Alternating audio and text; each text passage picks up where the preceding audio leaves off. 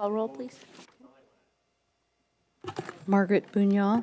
Here. Aaron Jacobson. Here. Gina Medea. Here. Julia Nolan. Here. Scott Reiser. Here. Angela Rosman. Here. Rodney Rutherford. Here.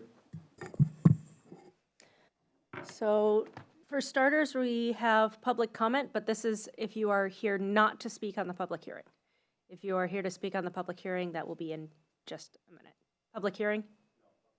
Public comment, then feel free to come on. Okay, then yes, feel free to come on up. Is there anything I have to do to turn it on, or it's on? Okay. Yep, just state your name. And Yes, my name is Troy Schmiel. I'm the owner of Sapphire Homes, a local building company. I'm here to talk to you about the City of Kirkland Planning Work Plan, priorities, and middle housing optimization. We, meaning all the builders, were shown the middle housing code for implementing HB 1110 January 8th, 2025 at the Master Builders City of Kirkland quarterly meeting. Myself and many other builders were concerned about how you were doing what we felt was the minimum to meet state law, but not doing anything additional regarding setbacks, floor area ratios, and lot coverages that we feel allows it to be done well. At the January 8th, 2025 meeting, and since we were told by staff that phase 2 of middle housing would be completed in 2026, and these items would be addressed at that time. Those of us that were there, that were doing middle housing or want to do middle housing, were not happy but went along with it because we felt it was going to be fixed this year. We made it clear that at that time they would continue to lose land to large one-for-one builders. I have nothing against that, but they do not add to housing stock. They do not solve our housing problem. I personally won't do that. And that we wouldn't be able to optimize the land that we are building on now. So now I'm hearing that the city may backtrack on that commitment and it would move to possibly 2028, which means it would really be 2029 before we could start using it. That is an over 3-year delay that the City of Kirkland is meeting the law, but not really, in my opinion, meeting the intent of the law, what 1110 was meant for. The current code was set up to control size and scale of single-family houses, which I totally understand. You guys wanted to make them so they weren't so huge. Those same standards do not work very well when it comes to middle housing, as we need additional floor area ratio, lot coverage, and if we can, better setbacks. All the jurisdictions around you, including Bellevue and Redmond, put into place reduced setbacks and increased limits on FAR, lot coverage, and other things that allow middle housing to be effective and competitive as part of their initial implementation. You guys were great. I love the fact you guys did it ahead of everybody else, but then when it came to actually doing this, everybody else realized that the FARs and the lot coverages for single family don't work for middle housing. Now, a lot of them are just going back and doing some cleanup. Please do as promised and update at least the critical items in your code to allow middle housing to be implemented as intended and more housing to be built. Thank you. Thank you. And if you could also email us those like general comments, and Yep. if you have any more specifics on what you think would be helpful. To your, just your guys' general email? Yeah, that I'll would be copy you wonderful. on it. Thank you. And then if anyone online would like to speak, this is again not to the public hearing, so if you're here to talk about parking, that will be in a moment, but if you would like to speak to the planning work program or any other general comments, now would be the time. Seeing none, I propose that we swap the 2 items on the agenda to put the public hearing first. I think we've got quite a bit to talk about when it comes to the planning work program, and especially for anyone who is here for the public hearing, I think it would be good to do that first and get it done. Everybody, we don't need to make a motion or. No, I think you're good, Chair. Okay, all right. With that, I would like to open the public hearing and ask if anyone would like to comment. Staff. Or staff, sorry, yes. Staff and then comment, yes, thank you. Thank you, Chair Rosman. We gave you a couple years off from your chairship there, so understandable. So thanks, Planning Commission. You received a briefing on this item, I think at your last meeting. So this one hopefully is still a little fresh.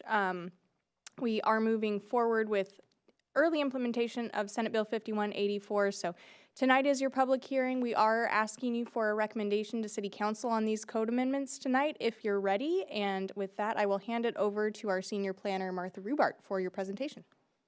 Thank you. Good evening, Planning Commission. So I'll be giving a staff presentation of this project and of the draft code amendments. And then we'll move on to the public testimony of the public hearing, and then Planning Commission can deliberate and make a recommendation to City Council. So starting with a brief overview, and if you want me to go in detail on any of these topics, I'm happy to. I'm just going to keep it kind of high level at this point. So a brief overview of Senate Bill 5184. The bill requires that cities not require any more parking than 1 space per single-family dwelling unit and half a space per multifamily unit, and then no more than 2 spaces per 1,000 square feet of commercial space. And then there's a whole list of exemptions that cities cannot require any minimum parking for. These are a significant change from what we currently do for parking, but the city is moving forward with minimum compliance with 5184.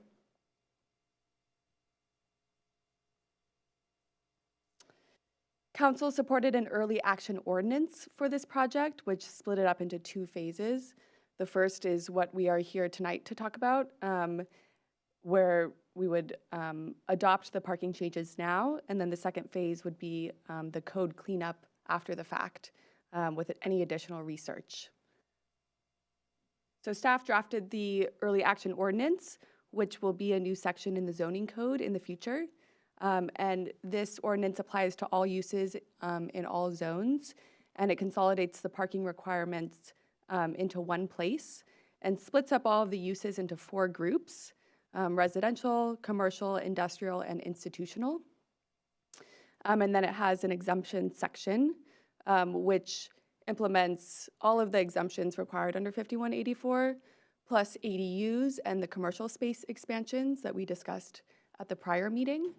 The exemptions also maintain the pickup and drop-off area requirements for daycares. So daycares are now exempt under 5184 from parking, but in the draft code, we maintained the requirements for a pickup and drop-off area, which is a current requirement. For residential uses, the draft code implements the minimum requirements under 5184. Commercial uses, also minimum requirements under 5184, while maintaining the requirements for uses that are currently lower than 5184. So for example, a kennel currently requires 1 parking space per 1,000 square feet. And so we maintained that, so we weren't increasing the parking requirements for those uses. For industrial uses, also maintaining the existing requirements for those uses that don't meet the definition of the commercial use. And then institutional uses, also maintaining existing requirements and including provisions about pickup and drop-off area for schools to make that explicit.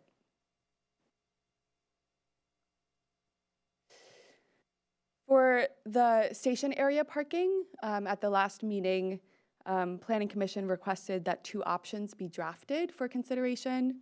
The option 1 is an attachment 1 of the staff memo.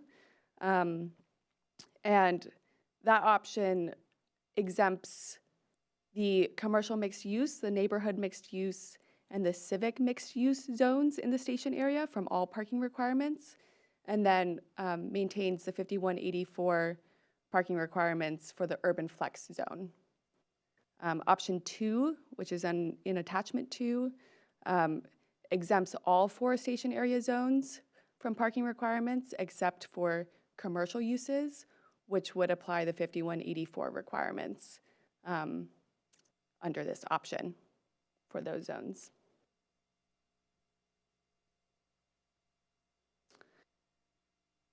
For affordable housing, so in the draft code, staff included regulations specific to affordable housing and parking requirements. So under 5184, affordable housing will be exempt from all parking requirements, so that will be a change.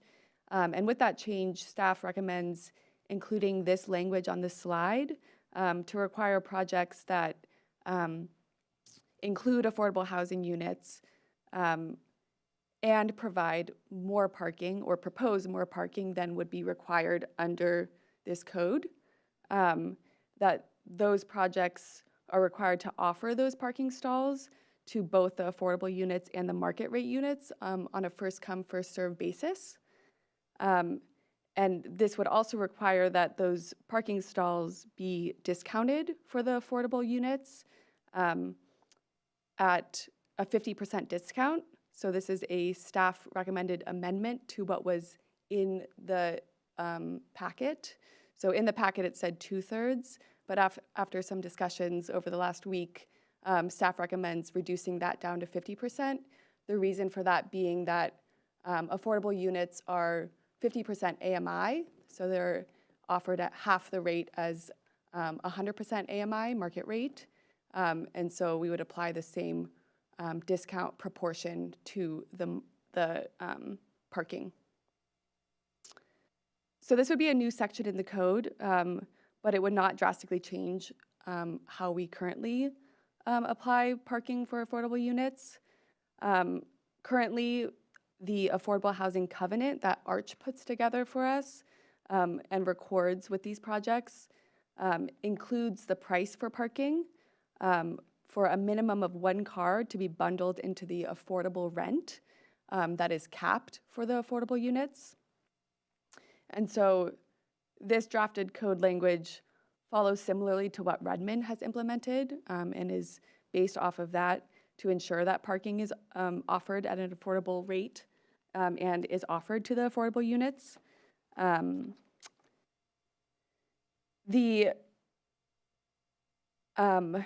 So the main changes would be that instead of 1 stall being assigned to each affordable unit, this would require that parking is offered at a first come, first serve basis to affordable and market rate. And then that instead of the cost of the parking being bundled into the capped rent, it can be offered as an add-on, but at a 50% discount.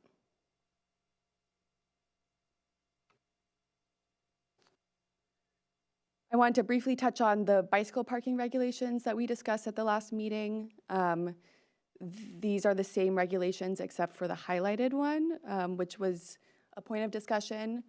It was originally 1 long-term bicycle parking space per unit required, and Planning Commission felt like that was too high, so staff went ahead and reduced that down to half a space.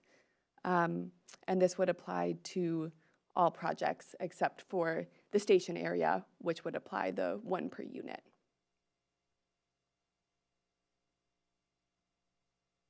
I also want to briefly touch on the bicycle parking standards, since that was also a point of discussion. The city does have standards for bike parking in the Public Works pre-approved plans. So policy R36 applies to all bicycle parking provided on private or public property. And it contains requirements for the location, the materials, the spacing and clearance, and the type of bike parking and the design of it. And these pre-approved plans are under the Public Works' purview and aren't subject to this Planning Commission public hearing, but I wanted to provide this background since it was a point of discussion in the last meeting. So for phase 2, which will come after the adoption of the early action ordinance, we will look further into the ADA parking that was discussed at the last meeting. We felt like that needed a bit more research than we have time for phase 1, but that will be included in phase 2. And then any additional research needed for the bicycle parking, if those rates need to be changed, and then all of the code cleanup, so removing all of the other parking regulations from all of the use zone charts, which will be a big task. And with that, I'll pass it back to the chair for questions for staff. Anyone have any questions? We'll get into deliberation after public comment. Commissioner Rutherford? Yeah, I was wondering, is it common for bike parking standards to be defined by Public Works, or how did that come to be? Yes, the way that we apply it is the zoning code has the bike parking number required, so the number of stalls depending on the use. And then the Public Works official reviews the actual design and type of bike parking. And so that policy stemmed from the Transportation Strategic Plan, which is why it's housed under Public Works and not under planning. Okay, and do they also do a similar review of like the automotive parking design, or is it just? Yes, they Okay. do. Okay, so it's to be, I understand then it's to be consistent with. Right. Yeah, we set the Okay. the parking rates and they determine the design. Thank you. Commissioner Reiser? How did staff come up with the first come, first rented as opposed to leaving some open to both categories? My concern there is I have lived in buildings where there was very limited parking, and it almost seems, especially if you are discounting the lower income parking, they may never come up if it's first come, first serve. The idea behind that was to not set aside certain spaces for certain types of units in case that would result in spaces not being used. So if we set aside 10% to affordable and the rest to market rate, it's possible that there's some market rate spaces that don't get used, or vice versa. And so it's kind of to leave it up to whoever wants it, and whoever comes first, they have to offer it to that unit. And so if the affordable units get rented first, they would have first dibs on those parking spaces. So that was kind of the thought process. I don't know if, Adam, you have anything to add? Okay. Yeah, it was really, maybe I just really quickly, I think it's crafted for an era of less parking provided than one space per unit probably. And so I think we felt that in that sort of era, right, where there's not necessarily a space allocated per unit, that this is the most efficient way to allocate spaces, where everybody would have access to a space as opposed to reserving a bunch of spaces, having them be vacant for a while and not having, utilization of them. I have a bunch of thoughts on this, but I feel like fall under discussion and not questions, so I will wait. Commissioner Buñuel? I'm just wondering, how do you monitor that to make sure, because there's more money tied to the full price parking stall as opposed to the 50%? I mean, how do you know that they're just not conveniently, none of the half ones left, where they're not being offered? Yeah, we met with Arch about this and asked them about how they manage it. And it would be built into the affordable housing covenant that is recorded with the project. And they said that they found that they haven't really run into many issues with property owners or developers not complying with that covenant. But they do, I believe they have an enforcement mechanism in case something does come up. Vice Chair? Thank you. I think you've kind of answered it with that answer, but I wanted to understand the process of if we adopt this zoning change for the affordable housing parking right now, would that still require the covenant that's placed on these buildings that's provided by Arch to change? So if a building were to be built under this code, what happens if Arch still uses the current covenants? I believe it would need to be revised. There is one section in there that says that the affordable rate includes the price of one parking stall. So that would need to be revised, and I think it would refer to this zoning code section. Okay, and then since you've talked with Arch, I'm guessing that's kind of on their work plan for changing it to align with this sort of language. yes, that's something we can coordinate with them on. Okay, thank you. Commissioner Rutherford? Since we're on the multifamily parking requirements, two questions. With first come, first serve, could someone say, I want 2 or 3 parking spots to go in, then they end up, whatever slot they requested in, they would get those 2 before people further on the list would get 1? Or is there any intention to ration further? That's a good question. I think as drafted right now, they could reserve more than 1. I don't think that there's They could that code request. in there that would prohibit them from doing that. Okay. But we could add something if that's a concern. Yeah, I don't know that it is a concern. It was more just a curiosity, because I can see there could be people with a legitimate need for that. The other thing I was thinking is, it's first come, first serve, but I could see that this could potentially be, you could manage the number of people who are willing to pay the price by allowing the price of parking to increase or potentially even decrease over time to manage the size of that, of the list. As far as I can tell, there are no proposed limitations on changing the price of parking. Is that correct? Yes, the way that it's drafted right now is that the 50% is based on the average cost that they are charging for the market rate. Yeah. So if that fluctuates, then the 50% would fluctuate as well.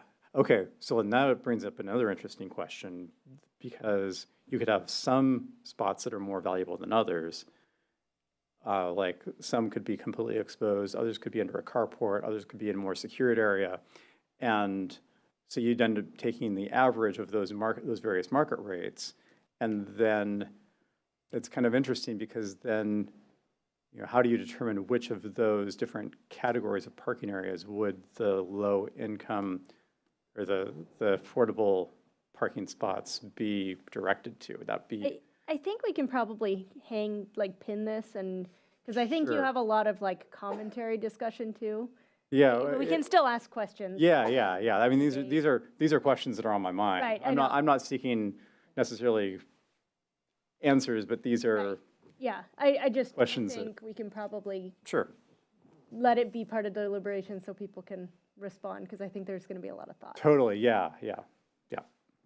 Anyone else have any specific questions for staff, knowing that we can also ask them during deliberation? Okay. And with that, Commissioner Medea? Thanks, real quick, and this might be obvious, but, so the utilization of the parking spot that was distributed on a first-come, first-served basis would be for the duration of that person's ownership or tenure in the unit, correct? It's not like they have to do a Correct. lottery every year or what, okay, thank you. Right, so, right, when they leave, yeah, the next person could get on. Seeing no other questions, I am going to open for public comment. So if anyone online would wish to speak, or anyone in person, feel free to raise your hand.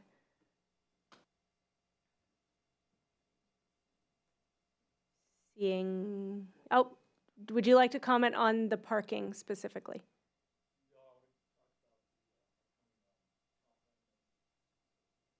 Okay, there will be another chance to give general public comment at the end of the meeting. Yeah. This would be the best time to. This would be specifically about this public hearing about the parking. If you want to speak on general or other topics, there's a time at the very beginning of the meeting and a time at the very end of the meeting. And otherwise, we also welcome emails. Okay. Seeing none, I am going to close the public hearing and open for deliberation. Public comment, yes. Yeah, I was going to Yeah. clarify, we're not closing the hearing, we're just. We're closing the public comment. Man, I am rusty. Okay. Vice Chair Jacobson. Question and comment on, since we're talking a lot about the availability of parking and the different rates being charged for affordable units and market rate units, is there anything in the drafted language that would restrict a property owner's ability to put a cap on every tenant's number of parking spots they can rent? In a lot of the buildings that I've lived in, it's very common for everyone to face the same amount of money to pay for a parking spot, but you're capped to, say, 2 parking spots. Is there anything that would prevent a property owner from doing something like that? No, I don't think so. Okay, I think that would probably address most of our concerns with the idea of a lot of parking spots being taken up. Would anyone like to begin? Why don't we just start with this topic, since clearly everybody has thoughts, and then we can go back and talk about the rest. Anyone like to begin? Vice Chair. I mean, I think so long as we allow property owners to do that, I think that solves most of the issue that I think we're all foreseeing. At least in that dimension, yeah. All right, well then I guess I will make my comments on this topic. Parking, especially structured parking, is extremely expensive, and the cost of parking stalls is reflected, like the monthly cost is reflected on how expensive it is to build. We're not building garden-style apartments with surface parking, and so we're talking $60,000, $80,000, or even $100,000 a stall, depending on how big the project is and how far you go down. And the way I see this written is a great way to make sure that there is no parking provided for affordable units at all. Because the way this is written, you could make that 0, right? And then not have to provide anything to the affordable units. Yes, Okay. right, because the requirements are 0 for Right. affordable. So I honestly think this is a way that we're going to see 0 parking available for affordable units, or a potential 0, because the cost is so much, and if you're getting half of the rent for the parking stall, that may not pencil in a pro forma, and so it may be better to just make it 0. I don't know if anyone else has thoughts on that, but Could I ask a quick clarifying question, Uh-huh. Chair Rosman, just to make sure that we're understanding and Yeah. answering right?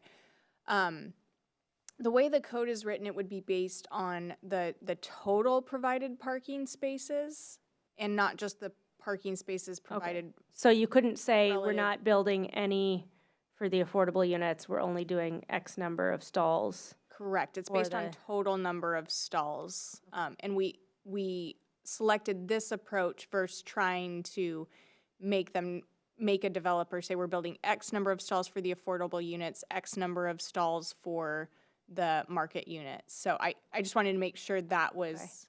Yeah, I mean, it does just mean that we are, by presuming this, this is maybe a bigger soapbox, and a concern I have in general with counting parking as part of housing, because the 30% of rent going to housing does not talk about parking stalls. So I think it is actually a big overreach of Arch to talk about parking at all. But that's maybe a bigger conversation than here. But I actually would like to see that parking stalls are the same rate for everyone, because if we change that, I think you're going to see a different number of parking stalls.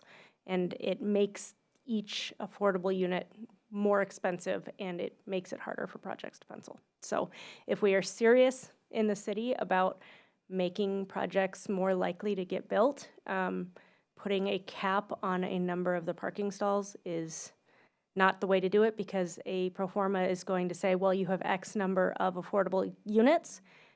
We're going to have to presume that's who is getting the parking stalls. And so the number is not going to work in a project's favor when they go to get financing. So I don't know if anyone else is with me on this, but I honestly think it is a really bad precedent to have discounted parking stalls for affordable housing.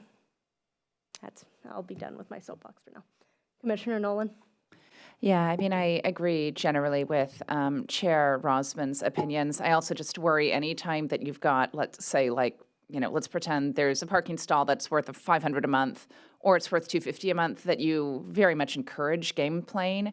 I don't know how reasonable or realistic it is, but certainly if I was a not 100% scrupulous apartment manager, I would be told, maybe just don't mention that this is a first come, first serve basis to certain people, because, again, there's such a discrepancy. And it's a good incentive to just jack up the price until only the people with the luxury units can afford it, even at 50. But Commissioner Reiser? Well, my concerns too were twofold, that it would be like New York where the parking spots get traded and it's deceiving to the management. Also, living in an apartment that had extremely limited parking, it was game playing, and even though there were no requirements on low income, I just think that I don't really care for the way this is written, because I do think that probably people who are, either the builder is going to get have difficulty, or the low income are going to have difficulty. I just think it would be much more fair if there was a flat rate of parking.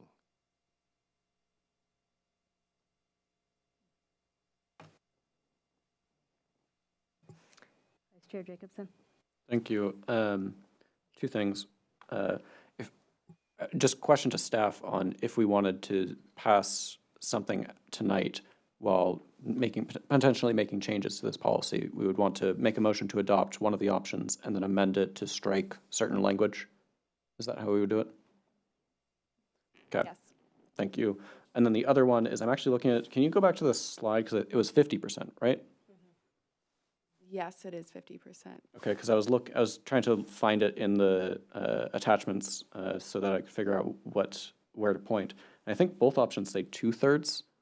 Yes, so that is a staff recommended amendment Okay. since the packet went out, to replace the 2/3 with 50%. But if Planning Commission would rather go back to the 2/3, that's an option. Okay, thank you. If I may just suggest an option, would it be reasonable to just strike B and leave A, so that it would still guarantee that it would be on a first come, first served basis, and that market rate units will not be prioritized if we just wanted to get rid of the part about discounting it? Would that leave the policy cohesive? I guess the one thing that would be missing from that is a discounted parking stall. So if an affordable unit is renting at an affordable rate, their parking stall would be at market rate.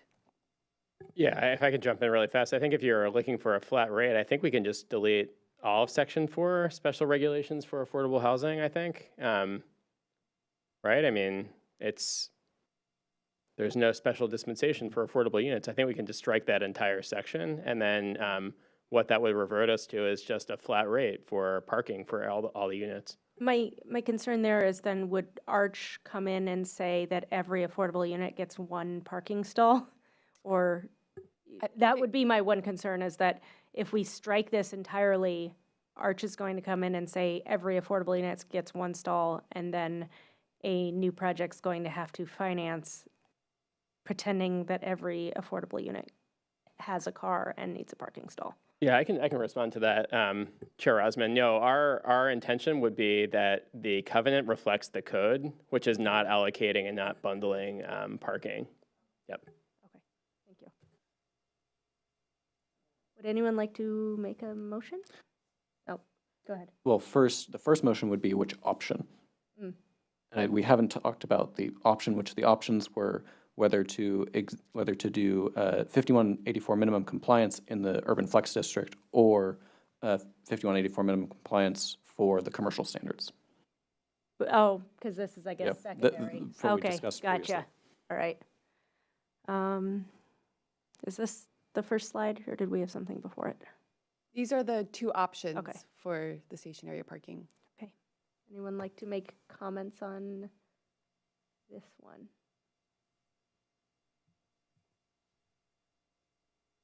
Commissioner Reiser, I know you and I had quite a conversation last meeting on this. I'd love to get your thoughts on the two. I just have concerns that we have,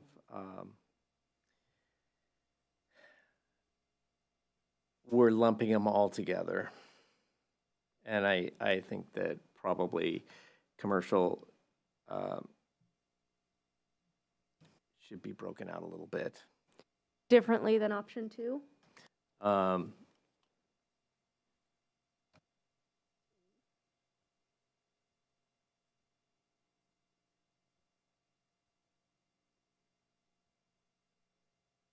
I feel My like you only don't love it. concern is that our commercial grocery stores, places that need parking are not going to have it.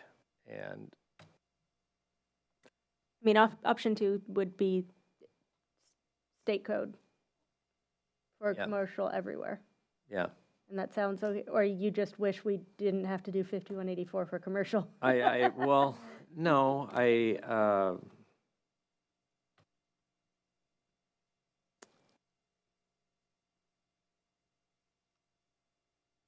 it will end up, my concerns are that we're going to end up like Capitol Hill, where people are now parking in the middle of the street.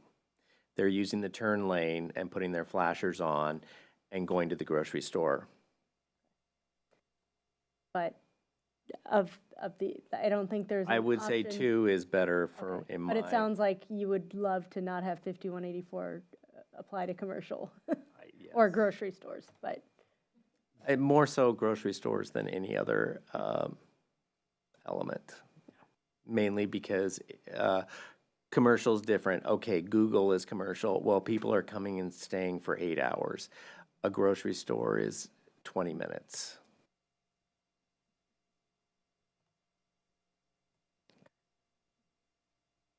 it sounds like people are, I'd love to hear other thoughts, like, are people leaning option one, option two? Commissioner Nolan? Yeah, I feel like I'm also leaning towards 2 just because I share Commissioner Reiser's concern about just, I mean, you know, and it's frustrating because commercial is not a single thing. So there's everything from grocery stores to restaurants to somewhere where it's such a specialty store that people may be willing to walk incredibly long distances, or there may not even be any need for parking whatsoever because of whatever. But since I don't believe we can break them out, I'd probably at least prefer to have some level of parking requirements just so that we don't end up with these commercial centers that effectively can only be used by the people there or are used by people who are coming in from other places, but then are just absolutely snarling traffic because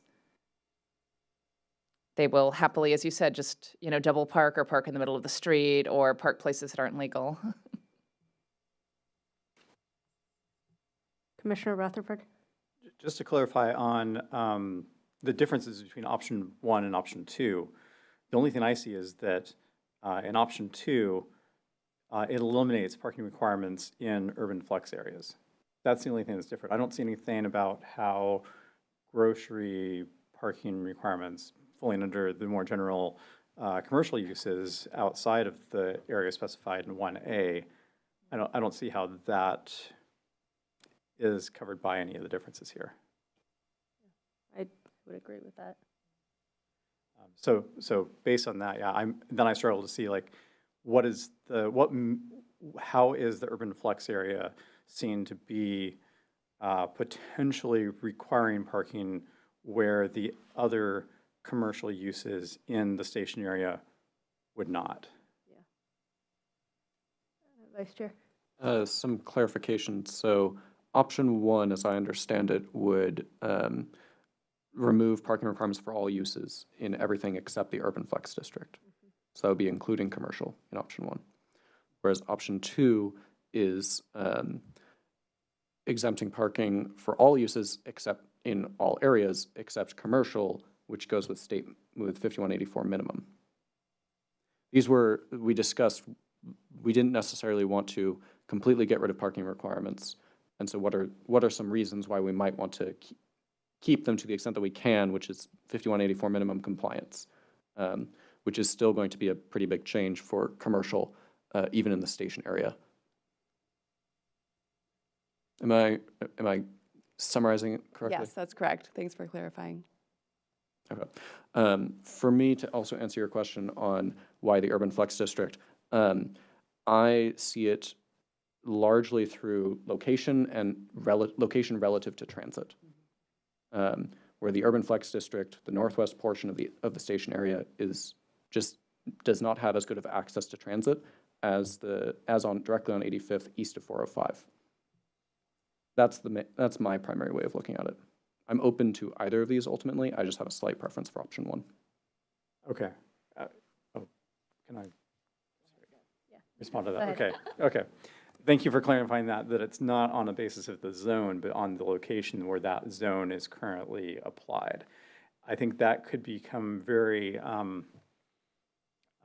challenging if we end up applying these zones in other areas beyond the station area in the future. And it would likely get lost in that detail, that intent would likely get lost unless it's specified more geographically in the future. I don't know if we really want to go there. I really hesitate because then we end up with zoning like we had with the old Rose Hill 1, 2, 3, 4, 5, 6, 7, 8.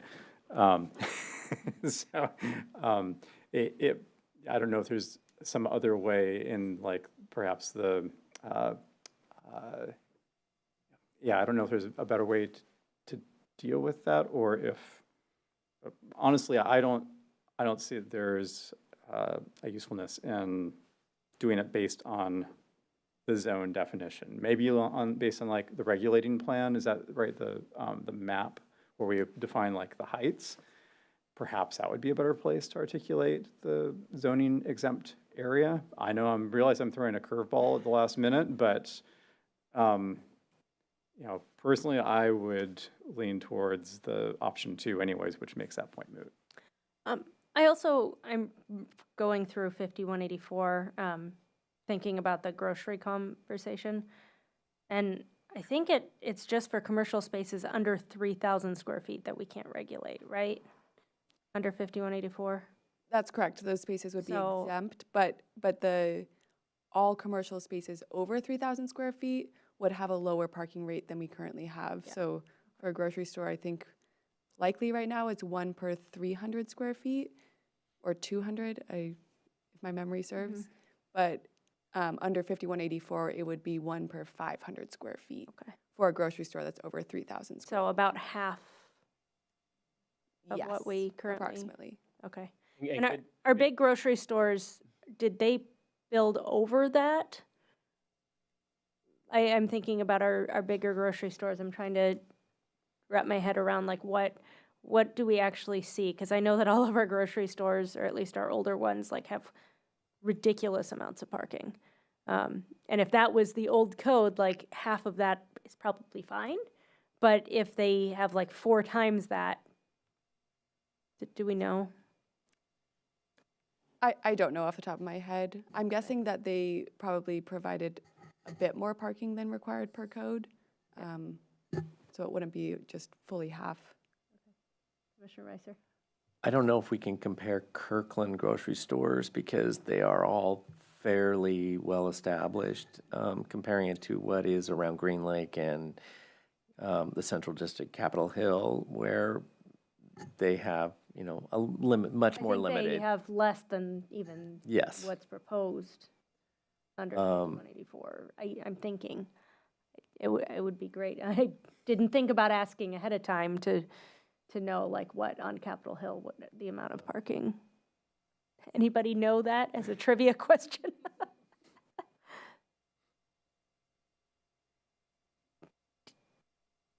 I don't know that Yeah. off the top of my head. Be good. One trivia clarification question. that Allison brought up is that also in a mixed-use building, all ground floor retail, commercial would be exempt.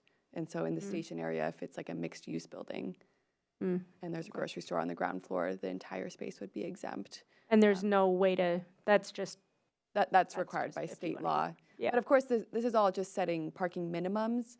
Right. Commercial can still provide more than the minimum. There's no maximum. Commissioner Medea? So regardless of the option, I think we all recognize that there's likely to be growing pains, right? And Commissioner Reiser's concerned about what's happening in Capitol Hill could be something that manifests. So my question, not related to our choices tonight, is has council, and you might not be able to answer this, but has council given any more thought to breathe life into like the bellhop concept? I know Councilmember Arnold was excited about something like that. So what are the alternatives when we have less parking and still a demand, especially say during holidays? I can't find a parking spot at Thanksgiving at Safeway on 85th and 124th. I recognize that's like a point in time, but there will be surges. So, outside of our purview in choosing an option tonight, it would be helpful to know that there are some creative things being discussed to help alleviate this future potential challenge. One thing that comes to mind is for like delivery trucks. I know that came up in the last meeting and is an issue in Capitol Hill. Is the curb management plan is on the work program for the transportation team, and we've been in contact with them, and that could help provide some spaces in the public right-of-way for kind of those drop-off, pickup use cases. But in terms of requiring additional parking to fix those issues, I think per state law, we can't. I don't know if there are other creative solutions to get around that. I don't know if Adam or Allison, you have any ideas? Well, the only thing I was going to add, I mean, we could probably have a whole study session on creative solutions for this because it's a multifaceted topic. But like paid parking, obviously, right, might not be the most popular thing, but like that is a very effective way that's used locally to not as much in Kirkland, but in other cities nearby to manage the parking demand, right? So if you price the parking well enough, it will free up spaces. I wonder if is this something that we're going to be able to talk about more beyond this conversation, like thinking about the future of parking in Kirkland? Yeah, when thanks, Chair Osmond. When the City Council was talking to us about parking reform, they talked about the need to proactively plan for this sort of scenario that Commissioner Medea was talking about. So that's something that will be on the Transportation Department Division's work program as well. Yep.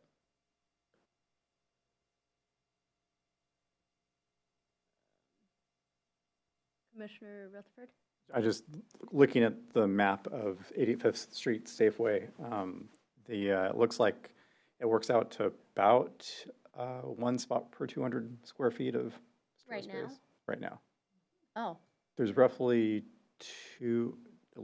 my rough count, at least for the Safeway side of the lot, it's about 200 parking spots and about 40,000 square feet of store. I feel like I always find a parking spot there. So if that's what we're talking about, I think it's less One per 200 Isn't that what? square feet. One per 500, okay. Yeah. So it would be half. Commissioner Reiser? That's a unique site, though, because it's Puget Sound Energy has a easement that they can't build on, so hence there is a lot of parking, which is nice, but. Yeah. Vice Chair? Not hearing a lot of agreement with my preference for option one, I'm fine with moving us forward and just making a motion for option two. Okay. You want to make the motion? I move that we recommend option two for 5184 compliance. Second. Okay. And then I have a motion to amend it. Okay, yes. One moment. Looking at staff, sorry. Yeah, I think, could we start with a motion on the full package first? I think it was implied, Vice Chair Jacobson, but if we could just maybe make sure that your intent is to move the whole package with option two. Okay, I move that we recommend the staff recommendation for complying with 5184 as shown in the staff packet, specifically for option two. Do we have a second again? I'll second it. And then also looking at staff to make sure I'm getting the wording right. My intention is to remove the special regulations for affordable housing. I move to amend our recommendation to remove section 4 on page 29, which is special regulations for affordable housing for option 2. Second. Right. Do we have any discussion on the amendment first? All those in favor? Aye. Aye. Opposed? Before we vote on the whole thing, can we pull up the bicycle parking, since I think that was the one other thing that got changed? Was there anything else highlighted, or this was, This and then the affordable housing. that we'd already talked? Yes. But nothing Yeah. else? I think nothing else. I think 0.5 is much more reasonable. I think it's still too much, but I think it is a reasonable, especially like future looking. So I don't have any issue with it. I just wanted to make a comment, and thank you for updating that after our conversation at the last meeting. Does anyone else have any other commentary before we vote on the whole package? All right. With that, all in favor of passing to Council 5184 with as amended? All in favor? Aye. Aye. Aye. Oh, opposed? Motion passes. And with that, I will close the public hearing, and we will move on to the planning work program. All right, thank you, Chair Rosman. So, planning work program, as we get the deck pulled up here, we started talking about this during your January meeting. And as we discussed at that meeting, we are going about this update. I'm just gonna grab my. We're going about this update a little differently than we've done it in years past. This year, council did give us direction to bring the work program update to them first. And we discussed the work program update with council at their meeting on March 3rd. At that meeting on March 3rd, we took them kind of a staff rough draft of the work program for 26-28, incorporating some of the new projects that staff thinks are necessary to add to the work program, and taking kind of a first swing at where projects made sense to place on the work program. On March 3rd, what we heard was council generally agreed with that rough draft work program. They did have some specific changes that they wanted to see made, so they talked about some projects specifically. Other projects, they kind of, our sense was that they generally agreed with where they were on the work program. So page 10 of your total packet is where we summarized those council comments. We included an updated version of the draft 26-28 work program, incorporating what we think we heard from council as specific guidance that had some consensus. Those changes are incorporated into attachment 2 of your packet, and that's what's printed and in front of you on 2 pages this year, so that the text is a little bigger. Hold on, you said page 10? Of the packet. I only see 8 pages pulling it up. Sorry, I've got page 10 of the full. Oh, okay, I was like, am I missing something? No, thank you for the Okay. clarification. I'm sure someone else had the question too. So with that, given that council generally agreed with the rough draft, we did identify several areas where we thought it would be helpful for Planning Commission to weigh in specifically. Some projects where there wasn't clear council consensus, or where council asked us to specifically bring something back to them that we didn't have drafted yet. So that's what we have laid out as questions for you. I did want to walk you through, especially some of the new projects, and happy to answer questions either along the way or at the end, whatever the chair wants to go about it. So I have just a few slides I'd like to walk you through. We did go over the completed projects at your January meeting. I'm happy to skip over that in the interest of time, but looking for nods. Yeah, I think Okay. we're good. Yeah. Main thing is we really accomplished a lot in 2025. Council extends their gratitude for that. They did mention that at the study session with them. We have several projects on the 25 to 27 work program that were scheduled to be completed in 2025 that were not completed in 2025. We've called those kind of carryover projects. We are actively working on all of them.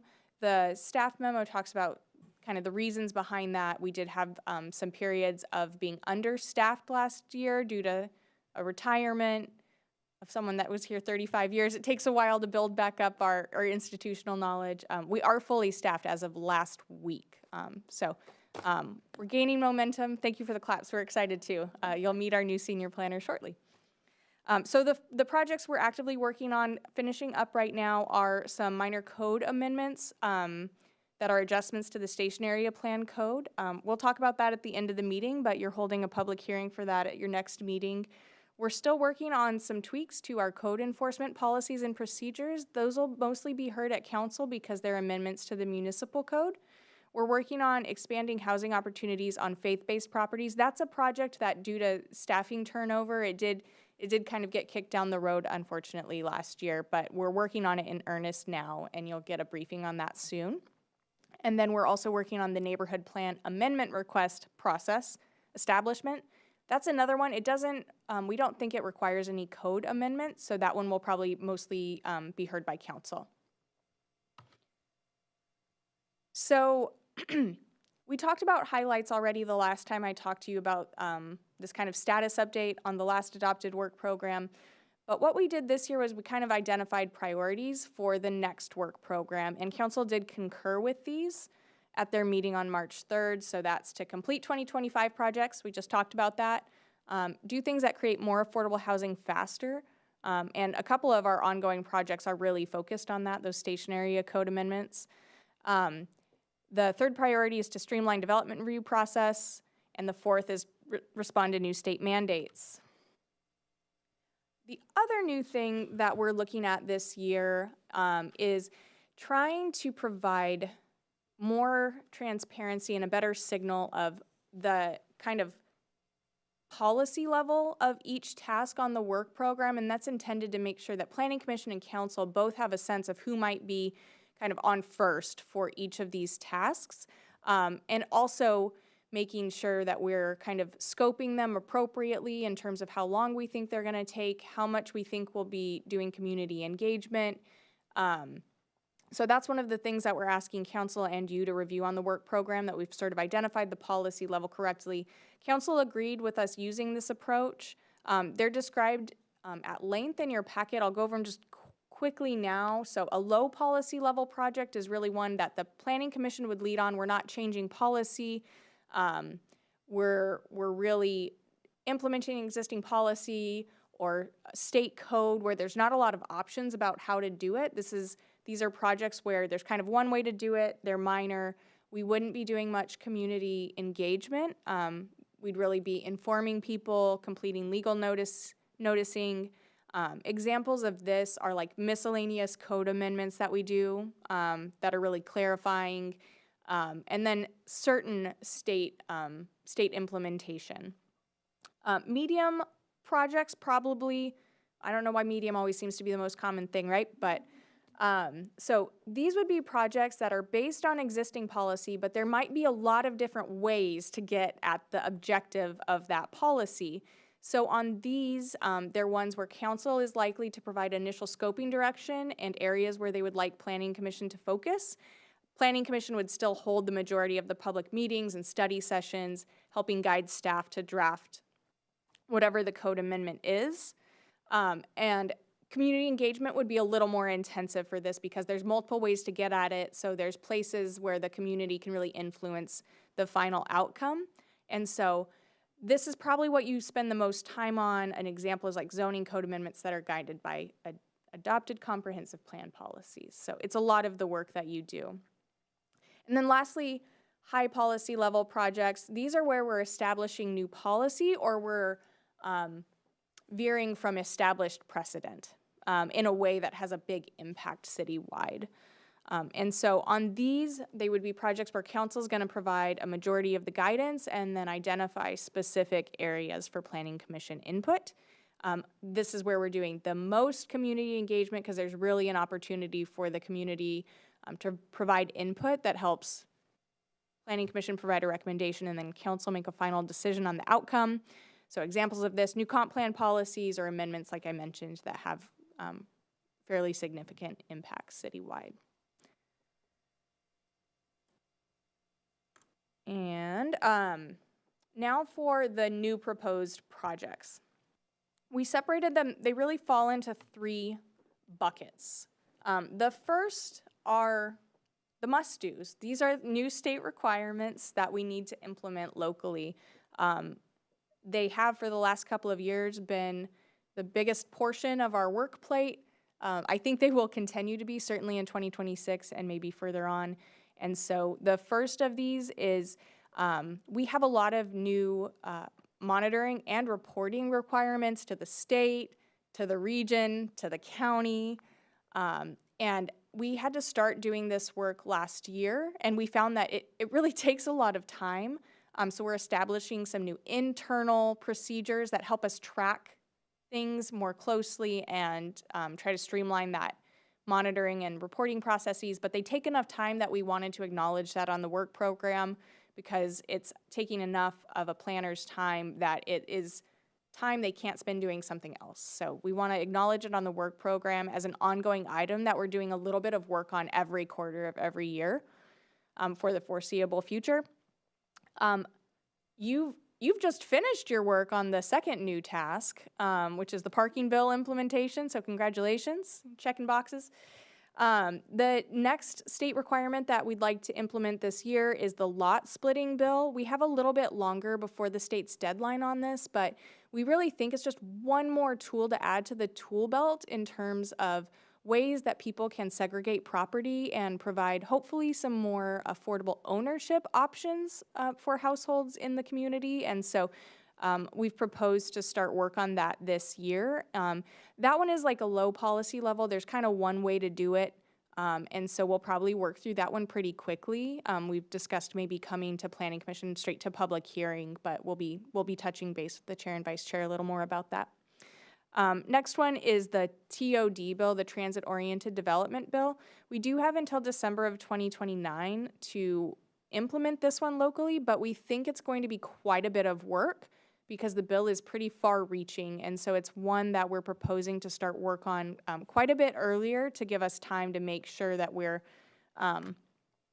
looking at different options, providing different options for Planning Commission and the council to consider how we implement it. And it's going to touch a lot of different zones in several different neighborhoods of the city, and so big project that we want to make sure we have enough time to work on and that we're not doing it in a rushed fashion. We have a periodic update to the Shoreline Master Program that's due by July of 2029. That was a big project. Last time we did it, we expect it will be again. It generates a lot of community interest, so you'll see that on the work program. We have our comp plan progress report due to the state by December of 2029. This is really the check-in on, did we make the correct assumptions in terms of where we thought that growth was going to happen, where we were focusing growth. It's gonna, we're proposing this year to do a full capacity analysis, so run the capacity analysis again and check in on those assumptions, check in on our progress. And so we're proposing both that comp plan progress report and a capacity analysis update starting in 2028. And then holding space on the work program for any state legislation that passes in this session, which we'll know about very, very soon. Some we know about already. Council was particularly concerned about holding space to work on implementation of SB 6026 if it passes, which it's pretty darn close, right? Governor hasn't signed yet, but. He requested it, so Thank you. Yeah. So we're still evaluating internally how much work we think that's going to be, but yeah, it could potentially be something we want to start thinking about sooner rather than later. So that's the first bucket of new projects on the work and program. everybody's familiar with what 6026 is specifically without naming it. Okay. Ground floor But commercial requirements. Right, I was thinking for anyone who's listening in person or online or later. Yeah, thank you, Chair. So it does two things. It really requires the city to allow residential uses in any zone where we also allow commercial uses. So there are a few zones in the city where we currently allow commercial but not residential. One of them is the most densely zoned area of the station area closest to the highway. And there's a couple zones in Totem Lake too. So those are kind of the two biggest areas off the top of our heads that we'll need to make that change. And then it also restricts, it changed a lot over the course of the session, but it restricts the city from requiring ground floor commercial uses in the entire city. So it kind of throttles down where a city can require ground floor commercial with residential uses. So a couple things. And that second piece is probably the slightly more complicated one for us to work on. Thank you for making sure we're helping people follow along, Chair. So the next bucket of tasks are ones that staff are proposing as comp plan implementation tasks. The first is we've been talking to folks about the potential of using AI-based tools for permit review. So this is one that could potentially help with streamlining. This is a task that our director Adam is leading. So if you want more detail on that, I would defer to him.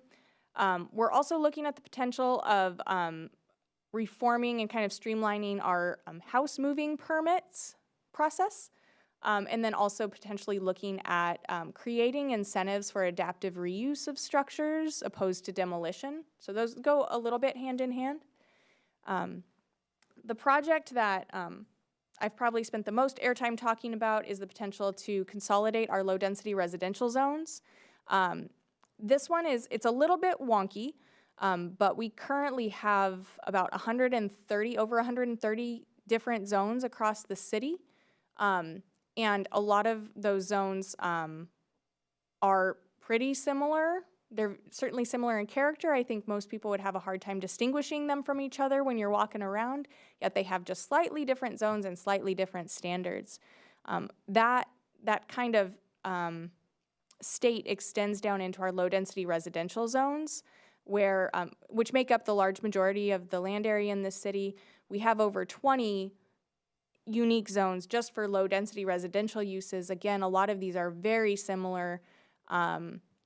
We see similar outcomes, but they have slightly different standards that kind of confuses things for applicants. I have an example here on the screen on the right. This is a small area of the city that has, I think, at least 6 different unique low-density residential zones. We think that there's a great opportunity to really reduce the amount of low-density residential zones, to standardize the development regulations across them. And through this, we could maintain maybe select things that are unique about these. There's a little bit of a difference in height. We know that's kind of usually something that garners a lot of questions and concerns when we look at changing heights. So something like that might be able to be retained while we standardize things like small differences in setbacks, how we treat corner lots. There's a lot of little differences. One of the reasons we think that there would be an advantage to this is that anytime we do a project like middle housing or like the TOD bill implementation that's coming up in a couple years, we have to make sure it works for every zone. And so doing a project like this sooner rather than later, we think will really streamline when we get to projects that are looking at more housing outcomes in the future. So it's one that's been recommended by staff. Similarly, there is a task proposed to look at consolidating neighborhood center zones. This is another area where we have a lot of unique zones, but really the outcomes that we see are a little bit hard to differentiate when you get down to some of the details. Also, per an adopted comp plan policy, and there are also comp plan policies supporting the low-density residential zone consolidation. We have a comp plan policy that was adopted to reduce regulatory barriers to redevelopment in our neighborhood centers. So we think looking at consolidating those and the possibility of removing some regulatory barriers to redevelopment, we're going to have to rename that. I can only say it so many times. We think that would be a good project to work on. Lastly, there's a couple new projects that were council directed. One of these is that council, after they adopted new affordable housing requirements in low-density residential zones, wanted to make sure that staff brought back to them any maybe different methodologies that could be used for those regulations, and they wanted to see that this year. So we'll be doing a check-in with council, I think in May or June. That's just kind of that checking back in on the affordable housing requirements. And then also, council has asked us to do an evaluation of the community-initiated amendment request process. So you'll see that on the draft work program. Council and the commission have now received several comments on the draft work program. You got several more in today. I took a stab at kind of just flagging the projects that people are asking the commission and the council to prioritize. Though the comments haven't been as numerous, we do have some community members advocating to keep the sign code update task on the work program. Also, a lot of requests, several more requests to prioritize tasks that specifically look at increasing housing capacity. Tasks that were mentioned were the Totem Lake Regional Center housing adjustments, the middle housing optimization that you already heard a comment about earlier tonight, and some requests to prioritize implementation of 6026, that ground floor commercial bill that we talked about.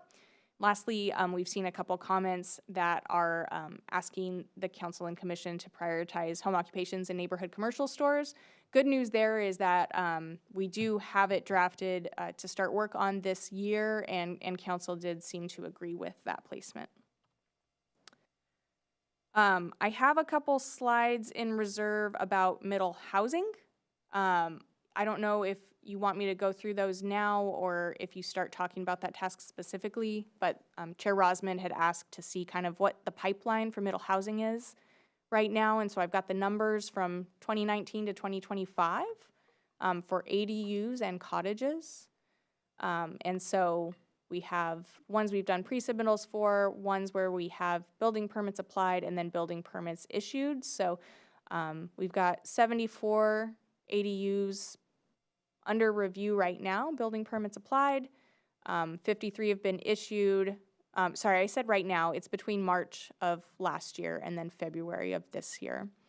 And then for cottages, kind of last year with that little 2-month offset, we had 30 building permits for a total of 119 cottages applied for, and then issued permits for 111. Did you have this information for larger projects too, or just middle housing? Maybe I wasn't clear that I was asking. We do have that. I don't have it with me.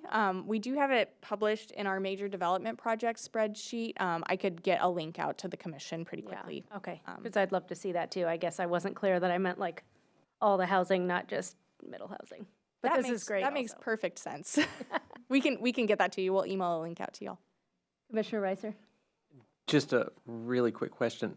Why was there such a jump in building permits in 22 and 23, and then we seem to have fallen off just a little bit in 24 and 25? Was that a COVID? People did programs, or why does staff think that had such a jump?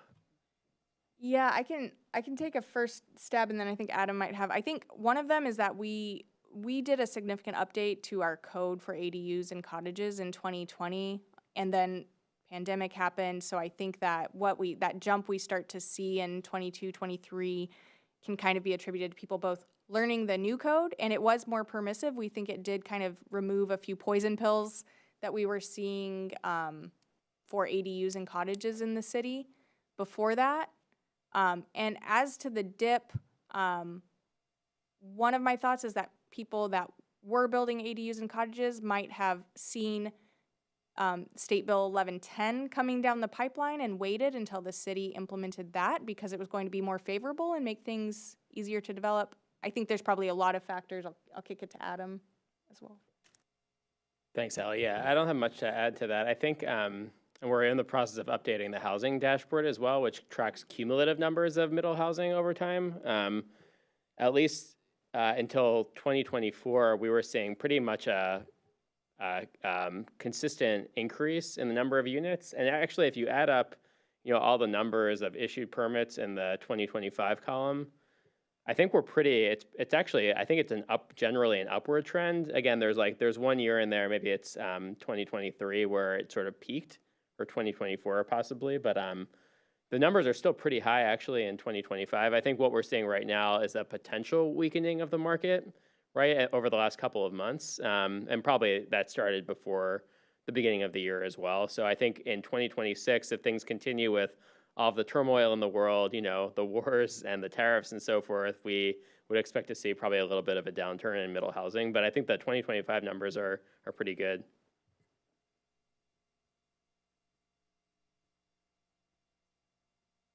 Carry on. All right. And really, last couple slides for me. One of the kind of most substantive pieces of council discussion was talking about what to do with the middle housing optimization task on the work program. It's one where I don't think we had a clear consensus quite yet from the council. One of the things that staff got clarification from council on later in the meeting on March 3rd was the interest from council in identifying if there's kind of a smaller subset of code amendments to optimize middle housing that could be done kind of quickly and sooner. And so they asked staff to develop what might be examples of some of those types of tasks so that they could consider whether or not it made sense to sort of split off those few and direct work on them sooner. And so we've done some thinking on this internally. It is one of the questions posed to the commission tonight. So we thought we'd give you just a few examples that we thought of to spark your discussion. These are just potential. We're not planning to do them yet, but we're throwing them out there for discussion. And so one of those potential near-term adjustments could be providing more incentives for people to retain existing dwelling units on the site and build more middle housing on those same lots. So that would be to potentially exempt those existing dwelling units if they're retained from floor area ratio or maximum density. Another idea would be to provide some setback flexibility if someone is retaining an existing dwelling unit on a site. So if that impacted where they might be able to place new units, providing some setback flexibility. Another example that staff thought of was currently our maximum square footage for a cottage is 1,700 square feet, but you can build another 250 square feet if it's a garage. And so one idea would be to just increase the allowed cottage size to 2,000 square feet, but remove the garage exemption so you could still get to the same outcome. But if you chose to make that living space instead of garage space, you could do that in a cottage. And then another would be to look at a lot of cities, and I think the state's model code provides kind of an incremental FAR bonus as you increase the number of units on a given lot. So if we were looking at like a near-term code adjustment, you could look at some subset of increments of FAR bonus if you wanted to kind of break off a smaller piece rather than implementing a full tiered structure for that. So just a few ideas to start the conversation. And with that, these were the questions from the packet where we think it'd be especially helpful for council to hear your feedback. Okay, go ahead. Quick question. How many cottages do we see built without a garage? Probably zero. Okay, thanks. The historic ones, right? The ones from the old code didn't have garages. That was something that we encouraged, actually. But modern cottages, I can't recall seeing one without a garage recently.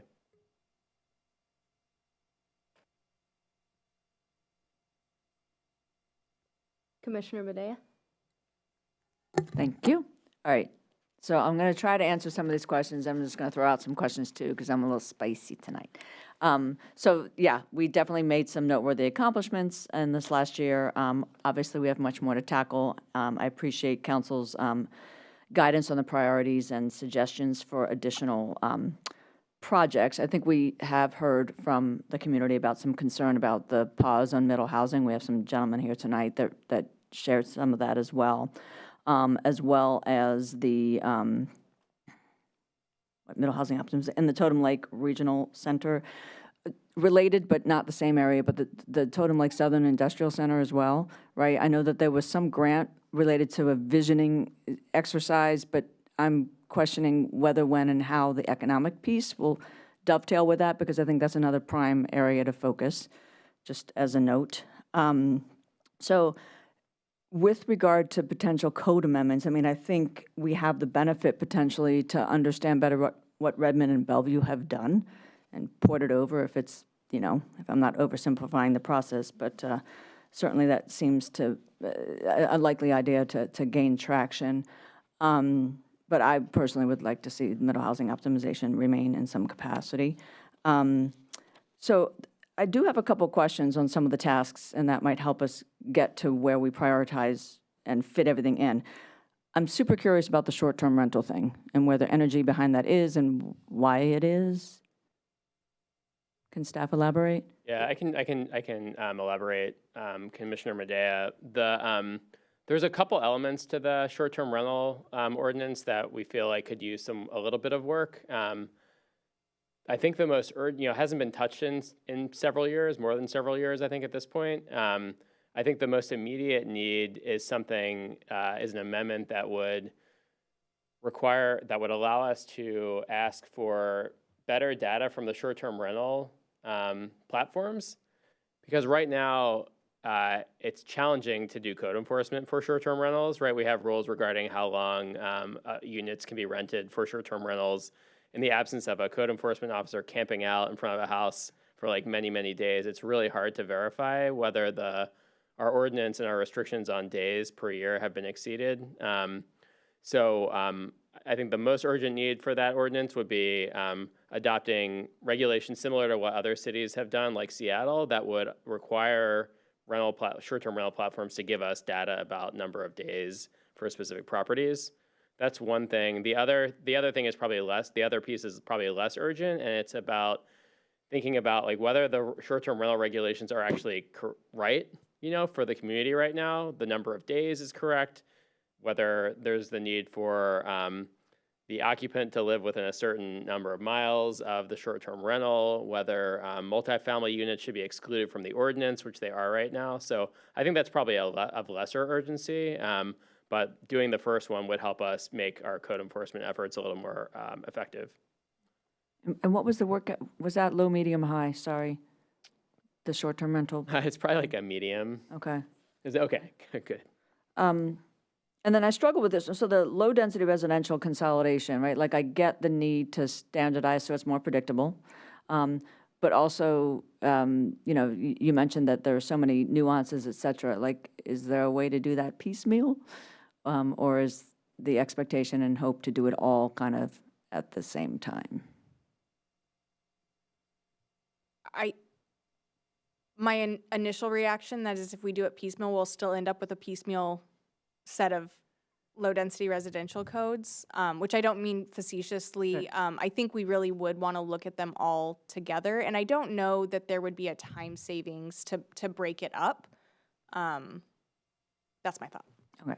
And I'm almost done, I promise, Chair Rosman. Clarification on the TOD, and maybe it's just I'm looking at two different versions. Are we trying to get it done in 2027, or are we trying to do some heavy lifting now, so by the time 2029 comes around, we're feeling like we've made good progress there? Because otherwise I'm worried that we're trying to push it too fast. Yeah, I think we would try to get it done in 2027. I think the interesting overlap is between that and middle housing optimization and the zone consolidation. Like if we can do zone consolidation, that would make the middle housing optimization and the TOD work probably a lot easier, and it would also assist with the neighborhood centers consolidation as well. So I think that work is probably a little bit, the TOD work is probably a little bit predicated on the consolidation. So there's synergies, yeah, if you will. Okay, and then just curious about how many houses get requested to be moved and what the potential impact in terms of using faith-based property for housing, like what is the net of those efforts, and then I'll be done. Yeah, I can try to tackle those two.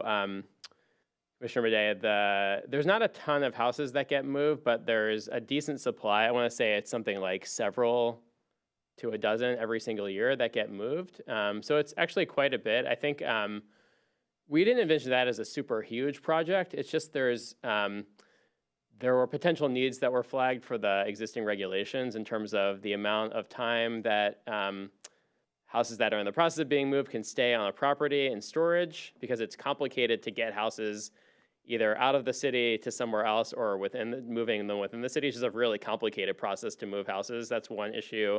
The other is that we don't really have good performance standards for when houses are stored on site, right? So we sort of like come up with performance standards in terms of screening and where the houses are located and things like that on an ad hoc basis. So it'd just be nice to have more standardized requirements for those so that movers know what they need to do, and also that neighbors who live near these houses have some reasonable expectations as to what they can expect when houses are moved. But I would say this is not, although we would like to get the project done, it's not a super urgent project, and I think we definitely support City Council's direction to defer it. Faith-based, faith-based. That is one where we don't yet have any specific requests from religious organizations, but I think you know sort of the concept here, right? There are religious organizations all across the city that own very well situated and sometimes very big properties. In some cases, their memberships are declining. Many religious organizations are interested in continuing their missions in light of these enrollment reductions. So they want to remain on site, but they also want to fulfill their missions by building affordable housing. So this would be a way to make it a lot easier for individual religious organizations to come in with proposals to develop housing on their properties, which are very big. So I think there's a lot of potential for housing unit production from that project. We just don't have any specific proposals right now. That we've talked to probably half a dozen churches, mosques, et cetera, in Kirkland who are interested in pursuing something if there's a program in place. Yeah, Ali mentions too, there's now a state requirement where we have to grant density bonuses to religious organizations who are building affordable housing, so we don't have any of those regulations in place right now. Vice Chair. Thank you. I'll start with my questions and small comments first. On the TOD compliance, we have it right now as a 2-quarter project, a 6-month project. I'm just skeptical that even with the zoning consolidation that we can finish that in 6 months. That seems like a lot of flexibility, a lot of options, and that will take more time. Am I right in thinking that? I think so. I'm looking at it. I think there might be a little bit of a Scrivener's error in the duration of that one. I think we'd be pushing to do it quickly, but it could very well stretch a little longer than 2 quarters, which is how we showed it in attachment 2. Thanks. And then on a similar note, I think I saw, this might be in the calendar update discussion, that the faith-based, affordable housing on faith-based properties is coming to us, the Planning Commission, for the first time in May this year. I'm also skeptical that we can do that by the end of Q2 this year. It's often difficult to weigh what are our options. We know that it's probably going to take longer, but if we don't have that reflected in writing. Then I think I got quite a few questions. For the low density zone consolidation, the council packet and the staff and the planning commission packet mentioned that the idea is we have, what was it you said, 20-some low density residential zones, and the idea is that we don't need to consolidate it to one. We can consolidate it to a few and still capture some of the differences, but it seems like we'd be going in with the expectation that we're not going to consolidate all of the standards. And that feels like it suddenly is not going to be as helpful for housing production. What are we going to be consolidating if there are things that we're not, and what are we expecting to not consolidate? Yeah, it's a great question, and thanks for asking, Vice Chair. So I think I mentioned a few of the things that seem like really low-hanging fruit. Like there's some very small differences in setbacks. In some zones, your side setback is 5 feet on each side. In other zones, it's 5 feet, but the 2 side yards have to combine for a total of 15. There's others, we treat corner lots 3 different ways across all of the low-density residential zones in terms of if you have 2 front yard setbacks or if you get to pick one as your front and one as your side. We treat rear yard setbacks differently. We treat some of the encroachments into the front yard differently. We have a lot of different minimum lot sizes, and I think there's a good opportunity to consolidate or even reduce minimum lot sizes. We do have a comp plan policy supportive of that. And with all of the new ways that people can segregate lots for sale, including unit lot subdivisions, condos, and now soon lot splitting, once we get that implemented in the city, I think that we might find that some of the range of minimum lot sizes we have across the city might not be as important now as it was before with the different ways you can segregate properties. So that's a few of the things. Ones that we might think about retaining could be differences in height. So across our low-density residential zones, I think probably the majority of them have a height limit of 30 feet. Probably the second next is 25 feet. We have a few where you can go up to 35 feet. So like in the station area, we have one neighborhood mixed-use zone. That's probably the biggest zone in the station area, and it does have different height districts. I think we could look at retaining something like that if there's not an interest in changing the height standards. And then there's some really specific in some of the planned areas that are low-density residential zones. Some of them, like in Lakeview, one comes to mind that I've done some building permits in. We have really specific standards about the slope that are probably obsolete now that we have a really good geohazard code. We don't necessarily need to mandate through a setback how far you need to be from the slope when we have a geohazard code that gives us a way to tell you where you can safely build that structure. And so those are some ideas. I'm struggling to think of more differences, which maybe is a case in point of like, there's probably, I think it provides an even easier, kind of better reason to consolidate some of the zones. Thanks. I think I have two comments on that. Number one, it feels, I just don't know how whether it's worth the time and effort if we're gonna say we're consolidating and then we're not gonna consolidate. I feel like the only thing worse than 20 different zones with 20 different standards is 3 different zones with still 20 different standards. That in a way that feels like it's still going to end up being confusing. Like, I mean, I'll be honest, I look at the station area height limits, and I think that's pretty confusing. It's nice that we have it on a map, and that makes it pretty simple, but I don't know that that's, if the goal is simplifying it, I don't think that's achieving it. And then the second thing, and this is more of a meta comment, I think the city should, we really should think seriously about our responsibility to be stable and predictable. And so when we go out to the community and we say, we're going to do this project, especially when people then start making business plans based on that, next year is soon enough for people to make plans. And if we say that and then don't follow through, I think that's going to cause problems in the long term that aren't going to show up on a single number in a spreadsheet, but are going to reduce the confidence that people have in the city. And I worry that the low-density residential zone consolidation project might be used as a, well, it's okay, we might not do middle housing optimization, instead we're gonna do this, which will get us a little bit of the way there.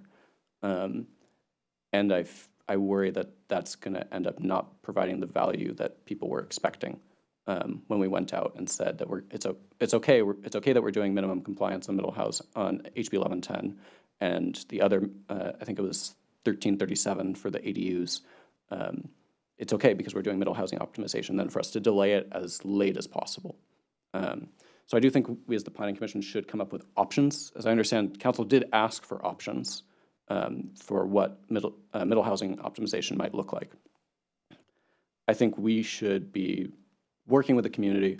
I know we have some developers who made comments, both in person and on email. I know I'm personally going to be trying to reach out to as many as I can personally. I haven't been able to put it on my city bio on the website, but I have in my email signature, I have a link for you to schedule a meeting with me. I encourage everyone to use it. That's what it's there for. So I think we should spend some time developing options for the council to consider. Ultimately, they may decide that it's not as big of a priority or it's too big of an item, and that's fine. That's council's prerogative. But I think we should be trying to find a way to stand by what we said and provide a way to make middle housing optimization happen, even if it's not a full-fledged version. So that's what I have to say on middle housing. Going back to questions, I look, and I think, Adam, you and I have discussed this item quite a few times in the past few years. the Totem Lake Southern Industrial Sub-Area Plan. I remember the last time we updated the planning work program, I believe, when it was before the Planning Commission, the whole project was supposed to take 1 year. And then by the time it got to council, we realized, well, with this comprehensive plan policy, it's actually going to take us 2 years because we have the economic study and then we have the policy making and the sub-area plan. Now we have this visioning process that we got a grant for, and that's great. City staff are great at doing their jobs. But does that visioning process actually advance us towards fulfilling the requirements of that comprehensive plan policy, or would we still need to do another study that would be an economic study that the city would then need to budget for as well before we could then do the sub-area plan? Yeah, thanks, Vice Chair Jacobson.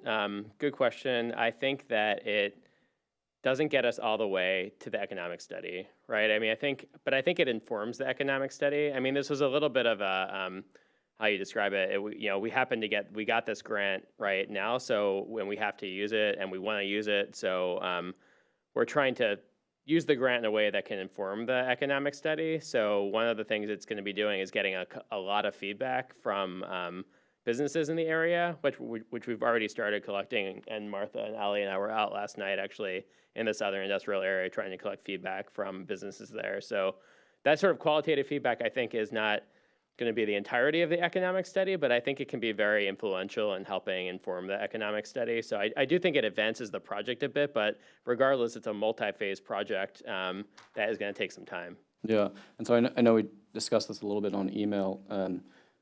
So, like, I look at we now have phase 2, when previously the 2 years was the economic study and the sub-area plan. And now we're saying that phase 2 is the economic study and the sub-area plan, where previously that was a 2-year project. Now we think it's a 1-year project if we get this visioning project. I'm skeptical that doesn't seem to line up to me. It seems like that phase 2 is still going to take at least longer than a year. Am I right on that, or am I misunderstanding it? No, it's again, like, good question. I think it's a little bit to be determined at this point. I mean, I think we're learning about the area right now, right? And the economic study will inform the right planning for that area. It's possible that what we end up with for that area is more of a business-oriented plan than a housing-oriented plan, although it seems like housing is going to be part of it. So I just think depending on the scale of the housing that's introduced to the area, that will have an effect on, I think, how long the plan takes, right? If that makes any sense, right? It's like the more housing we cram into the area or accommodate in the area, the more need there might be for things like what we did for the station area plan, like infrastructure plans or roadway plans or transit plans. I think the less of that, the easier it is to do it in a year.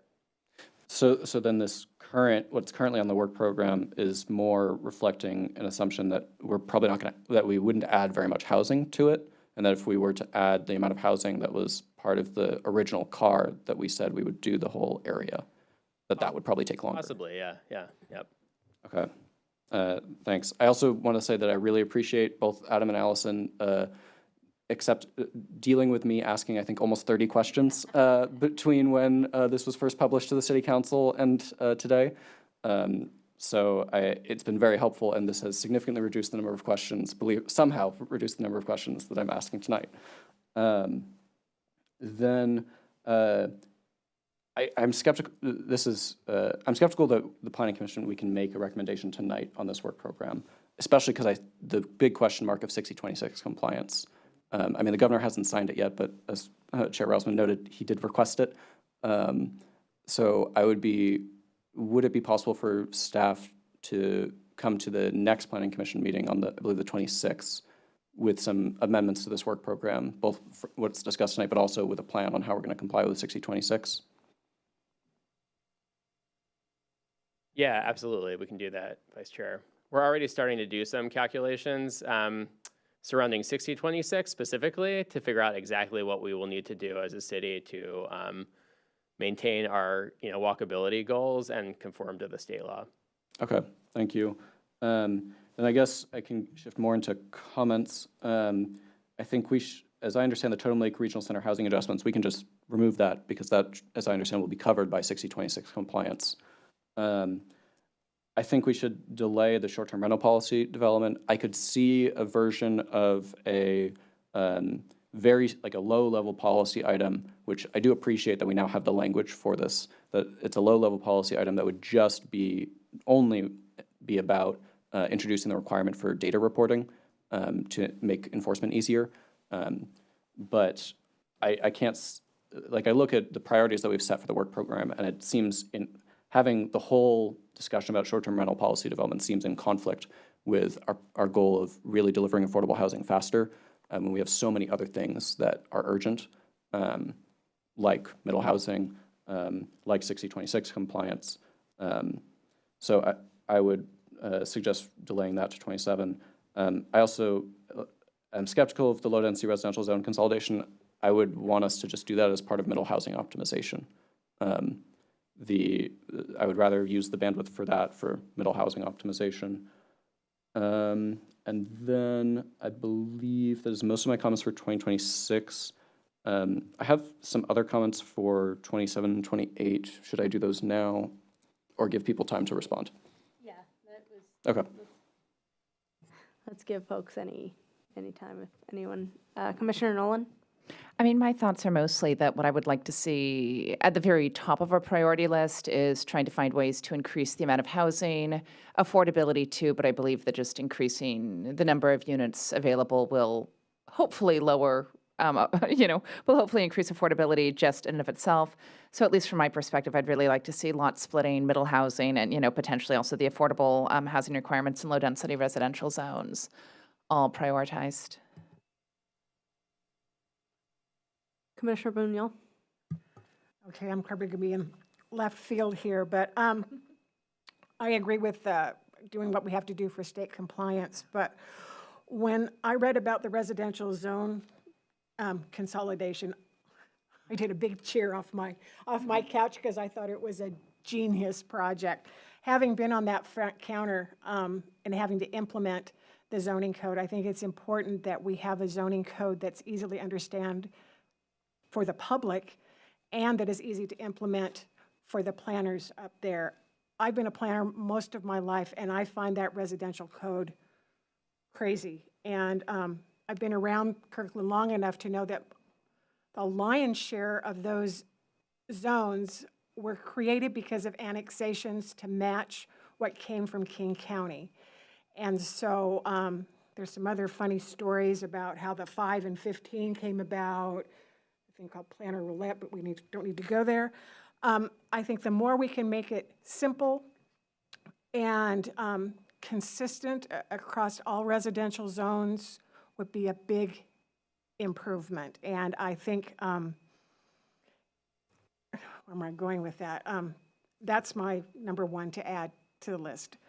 I agree with the thing about middle housing. If there's a way we can make it so it's easier to produce that, if there are little tweaks that need to happen, I think that's great. We should, if it's a small enough project that it's not going to take quarters and quarters to do it, I say we move ahead.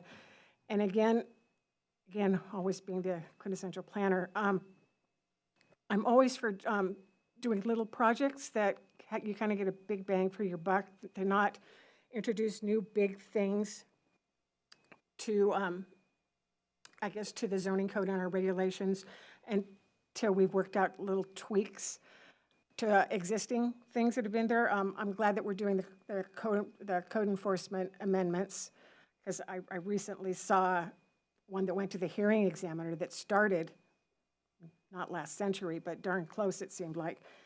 And it didn't used to be that way, and I think it's morphed into something that takes a long time that it shouldn't.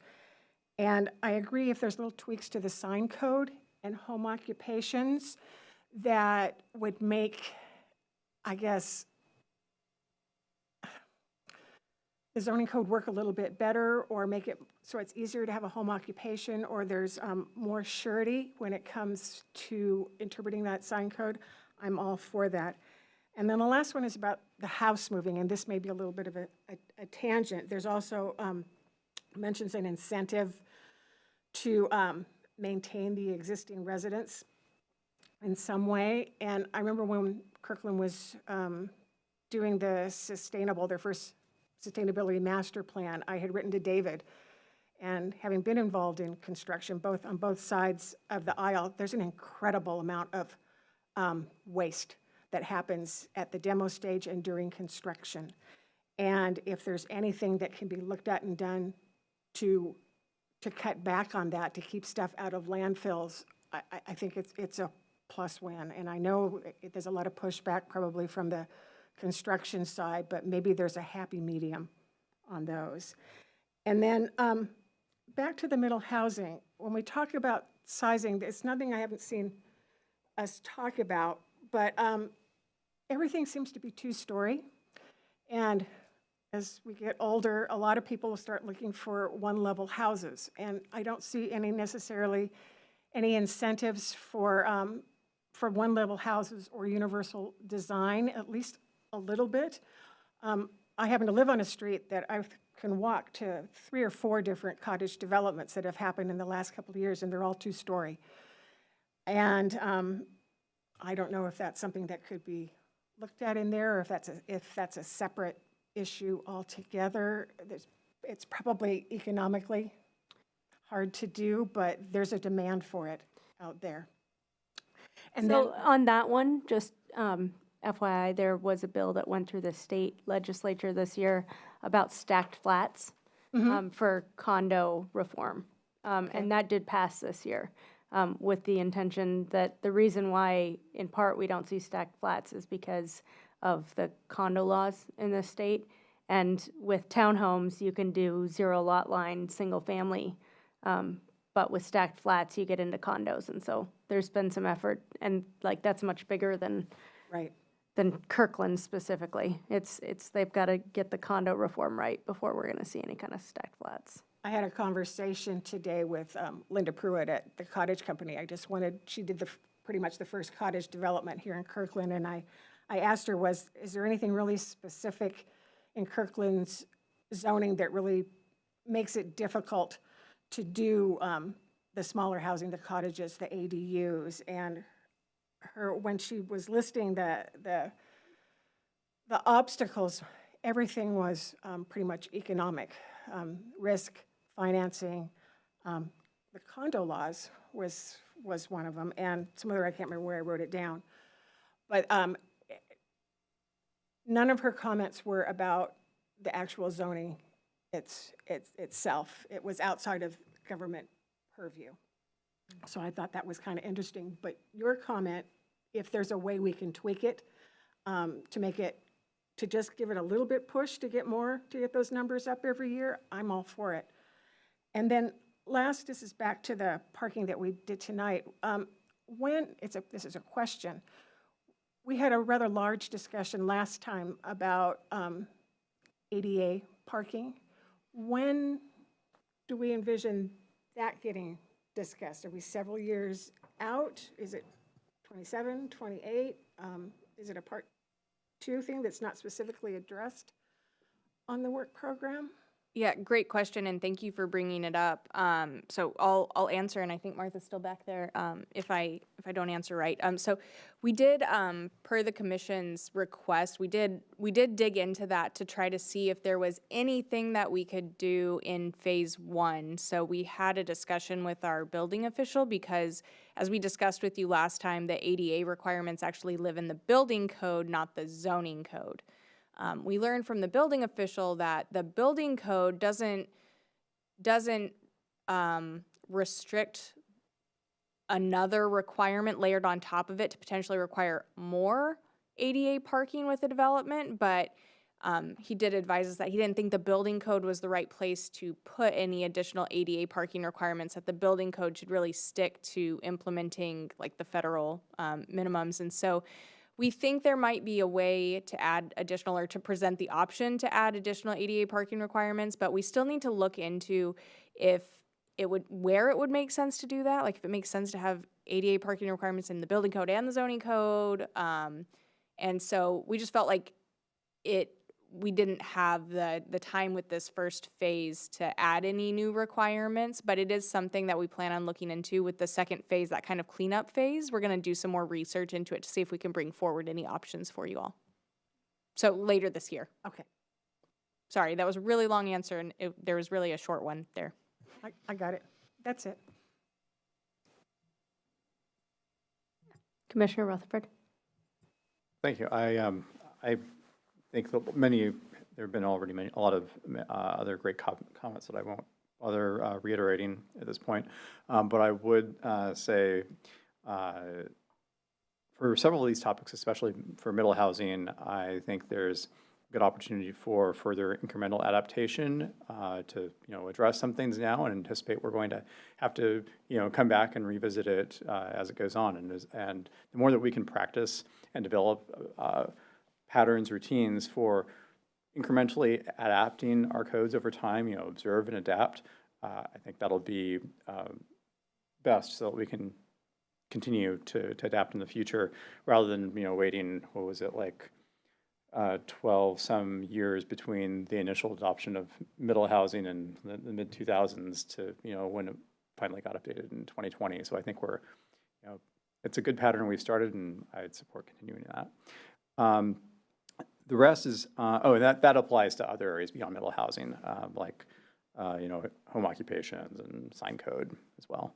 On code consolidation, I was wondering, are we looking at all to coordinating or harmonizing our zoning code with other nearby cities to make it easier for builders to compete with each other across city lines, building some consistency in that direction? I think that's maybe beyond what you're looking to at this point, but maybe there's some opportunities. I think there's certainly opportunities to do that if we were looking at consolidating the low-density residential codes. We talked to those other cities a lot. Some of our parking recommendations tonight came from some of our neighboring cities or inspiration from them. So yeah, we have established doing that more and more. So it's a good idea for that project. And then with the risk of potentially pointing in the other direction, is there any curiosity of applying form-based codes outside of the stationary plan as part of the zoning consolidation? As a planner, I think implementing form-based codes more broadly is always a curiosity. So it is actually something that we talked about. We were looking at doing it with the stationary plan. We had actually drawn the boundaries of what would be a low-density form-based code within the stationary study boundaries. And we started working on what the form-based code would look like for the low-density residential zones. We ended up pausing that work because syncing it with all the other low-density residential zones and the different parts of the code that hold standards for low-density development was going to be very complex, especially if we were only applying it to a specific area. So we paused it at the time, thinking that if sometime in the future we consolidate the low-density residential zones across the city, it would either be a good time to look at a form-based code, or it would make application of a form-based code much easier in the future if we were only changing, a much more limited number of zones. Yeah. Thanks. Yeah, and especially I feel like if we were to move more to a form-based code, then we could also probably relax FAR requirements a lot more because we'd have much clearer guidelines on how the building presents itself to the street and neighboring properties, and could probably provide a bit more flexibility in other areas that are more sort of abstract and internal. That's it for me. Vice Chair Jacobson? If you had comments first. Go ahead. Okay, thank you.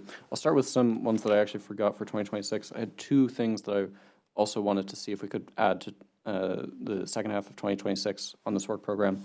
The first is, and I'm going to reference, I think it was Councilmember Tim Chisholm's comments about wanting to make sure to work with the development community more directly and provide space for that.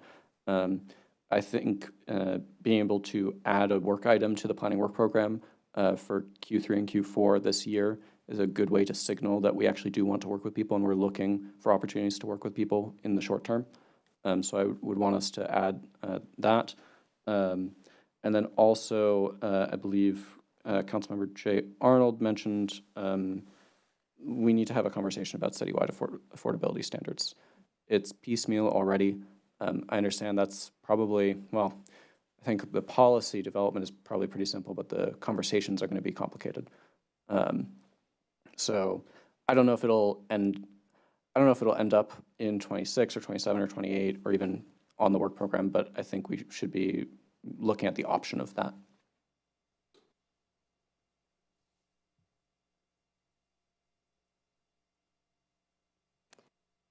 I guess the question is for this evening, where do we want to land? Because it sounds like part of, like, potentially we could wrap this up, except for we really do need to see how 60, 26, et cetera, fit into this.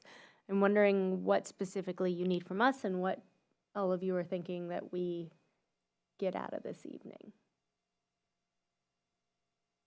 I don't know, if maybe start with Ally. Thanks.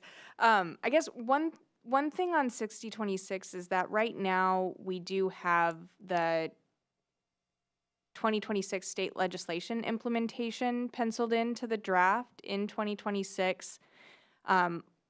After seeing what's potentially going to pass, I do think that task pretty much is 6026. I mean, I think there might be one or two other smaller bills. And right now we have that slotted in, that task to start in the third quarter of this year and run for 3 quarters. So I think that might be the kind of the appropriate placement and timing for 6026 already. And then I think the other couple of bills, please don't ask me which ones I'm thinking of. I just know there's a couple others.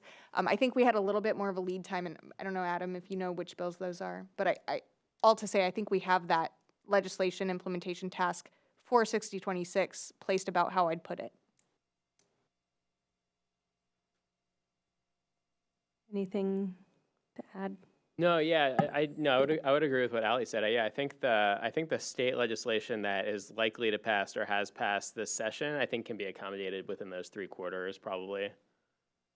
Again, like we're getting a better handle on 6026 right now. I think I'm a little bit optimistic about that. Again, we're crunching the numbers for the ground floor retail as we speak, but I'm like slightly optimistic about the length of time that project might take, but we're still discovering and learning more about the bill as we read it multiple times. So I think that's a good placeholder for now.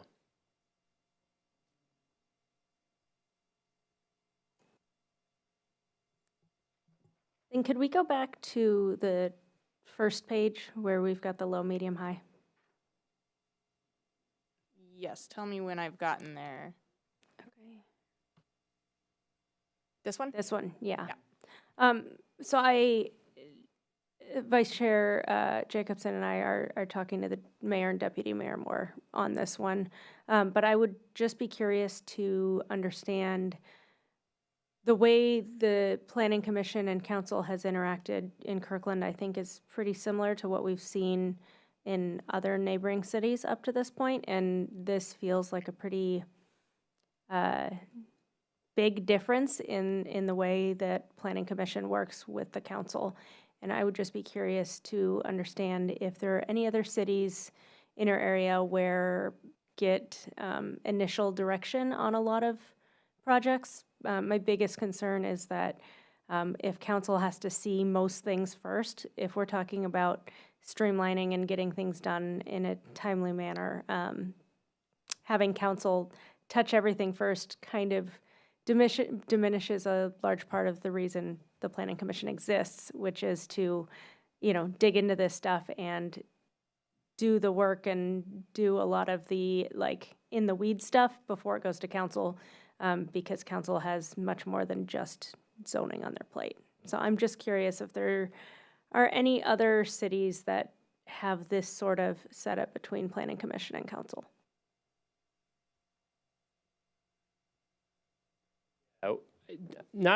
That's something that we can look into further. That's not something that we've seen. I think in terms of the council goals as they've been articulated to us, I think absolutely the intent is not to preclude the Planning Commission from thinking really creatively about projects and coming up with solutions that might differ from initial council direction. I think it's just to provide more certainty for when, if the Planning Commission is coming up with something very different from the council's guidance, that there should be a check-in with council, right? So it's not meant to constrain Planning Commission at all. It's just to give us a little more guidance on when there needs to be a check-in with council and when there doesn't need to be a check-in with council, because I think that's sort of some confusion in regards to that, I think, has led to some of the timelines being extended for some of the projects. So I think the intent is to use this guide to make the projects happen more efficiently with more deliberate council check-ins. And we can certainly look and survey other cities to see if there's something similar. It's not something that we've come across with. Right, before. yeah, and I'm pretty, I'm reasonably aware of what other planning commissions look like, and they look much more like the way that Kirkland has had planning commission for a very long time. So I would consider this a much bigger change, and one I think that requires a lot more conversation. Like I said, we are having conversations outside of this meeting, but I just wanted to bring it up to the rest of the commission to let everyone know how I am feeling about this, because I think it is very important that the Planning Commission be a body that digs into and has some leeway into what is discussed. And when everything is initially directed from council, it really does narrow the scope of what we're doing and makes us much more like, I love you, staff, but that isn't the goal of Planning Commission, to be 7 more staff members to the city.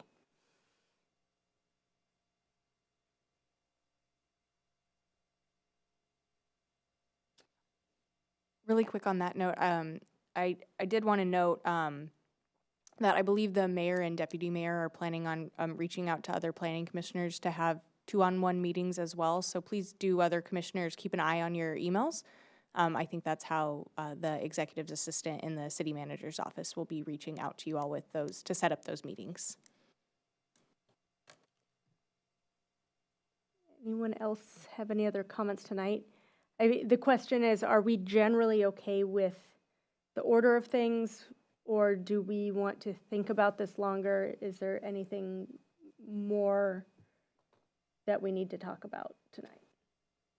Commissioner Reiser?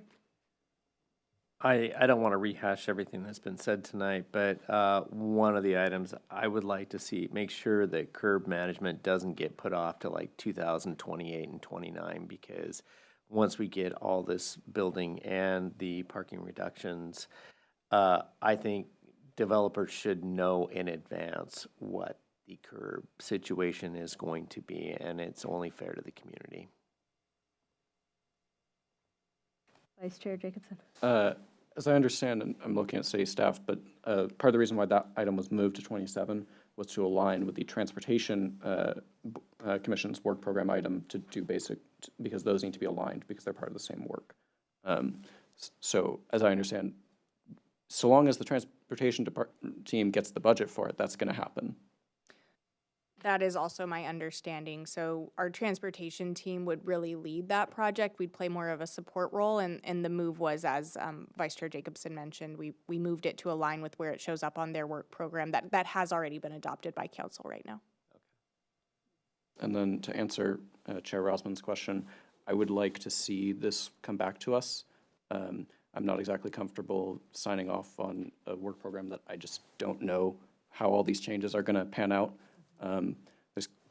We heard quite a bit of, mostly, we didn't have that much directly contradictory feedback, but I think especially on, and when we get, like, we didn't really touch on like what should be priorities, because like I think if we do add an item to work directly with developers, that feels like it should be a really big priority to get it done by the end of the year.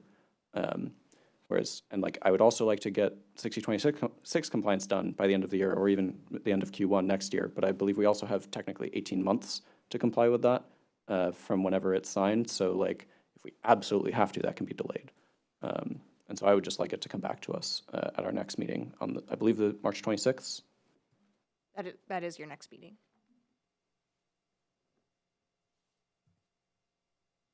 Everyone generally good with putting a pin in this until the next meeting? Yeah, Commissioner Reiser? So when is it supposed to go back to city council? Right now, it's penciled into the council calendar on April 7th. If commission looks at it again on March 26th for packet deadlines, we'd need to push that date, and I think we'd try to get it pushed to the second meeting in April.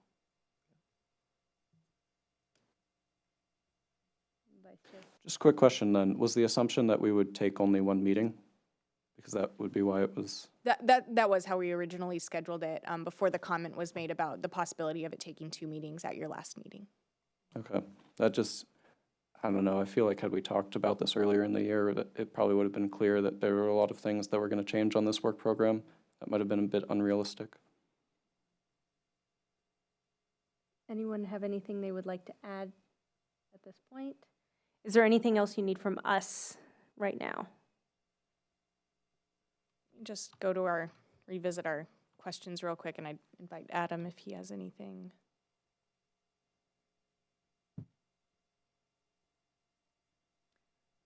I don't think we need anything else tonight to get ready for another touch. Okay. All right, I think then we're good for this evening. All right. And then we have approval of minutes from January 22nd, 2026. Commissioner Reiser? I just wanted to ask a question of staff before we did that. On your list, you had updates to the shoreline management. Didn't we just do that? It kind of feels like it, right? We didn't. It was in 2019, and so we're due for another update. We did critical areas. Oh, I don't know. You were on the commission. Yeah, So you did go through the shoreline you master and me. plan update. Yeah, it was 2019. It did take a long time, and there were some really long public hearings, if I'm remembering correctly. But you're right, it doesn't, 2019 is that weird date that was 17 years ago and also 6 months ago.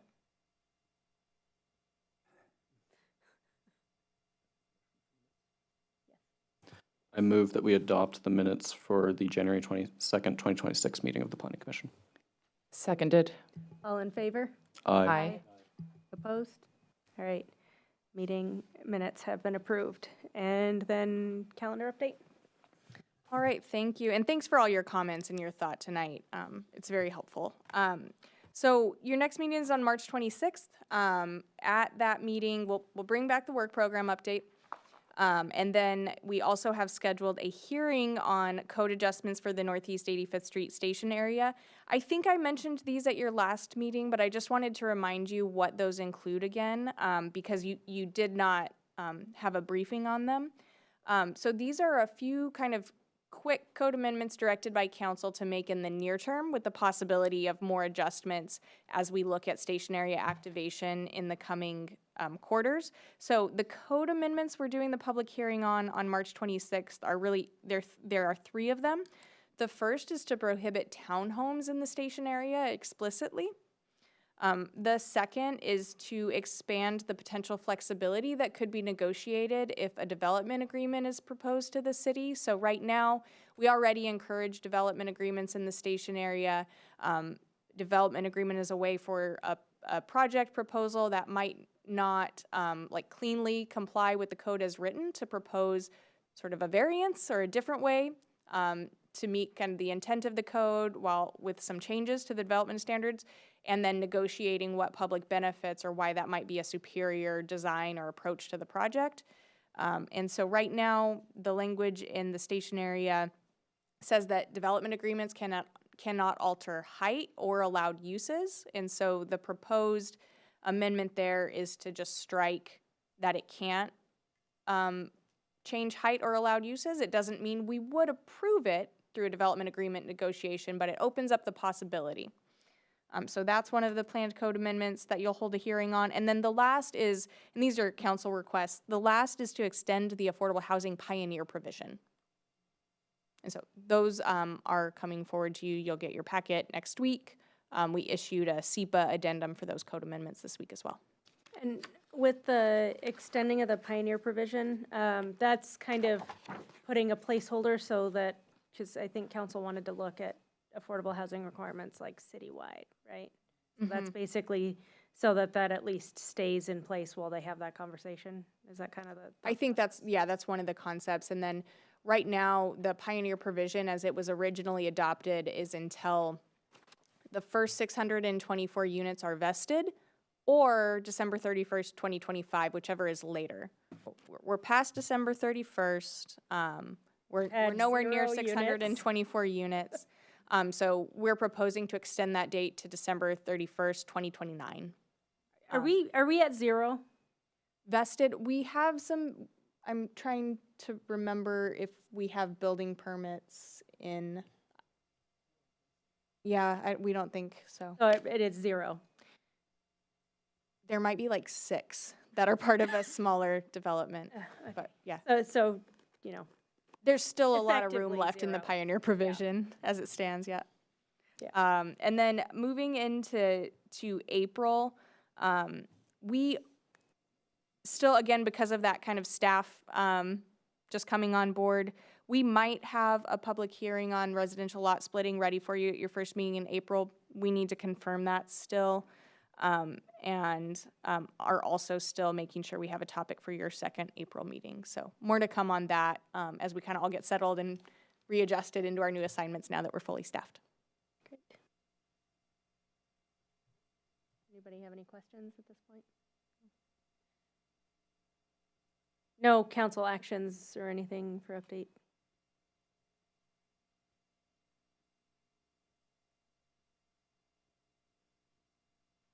I think so. Okay. Yeah. Then this is the final time of the meeting for anyone who wishes to make public comment, either online or in person. If you'd like to come back up and introduce yourself again for anyone who's new. Yeah. Troy Schmiel, Sapphire Homes. So one, I always tell people, whatever you want the building community to do, build your code to incent that. Because I heard a lot of stuff tonight, a lot of stuff going around, and so many jurisdictions just don't think of that. Couple specific things on the zoning thing you guys talked about. Both Bellevue and Redmond made major code changes to the way the different zones they have. Redmond did something crazy. They went with 1. Everything's NR now. And when I asked them about why they did it, they said, well, especially with middle housing, those old zoning codes really didn't make a lot of sense. Bellevue went from like 30 down to 5. But it still made a big difference because now at least there's only 5. And they just consolidated a bunch of them. Second, so you mentioned retirement housing and single level housing. I'm one of the few people that still does some of it. I actually did entire communities with just single level houses.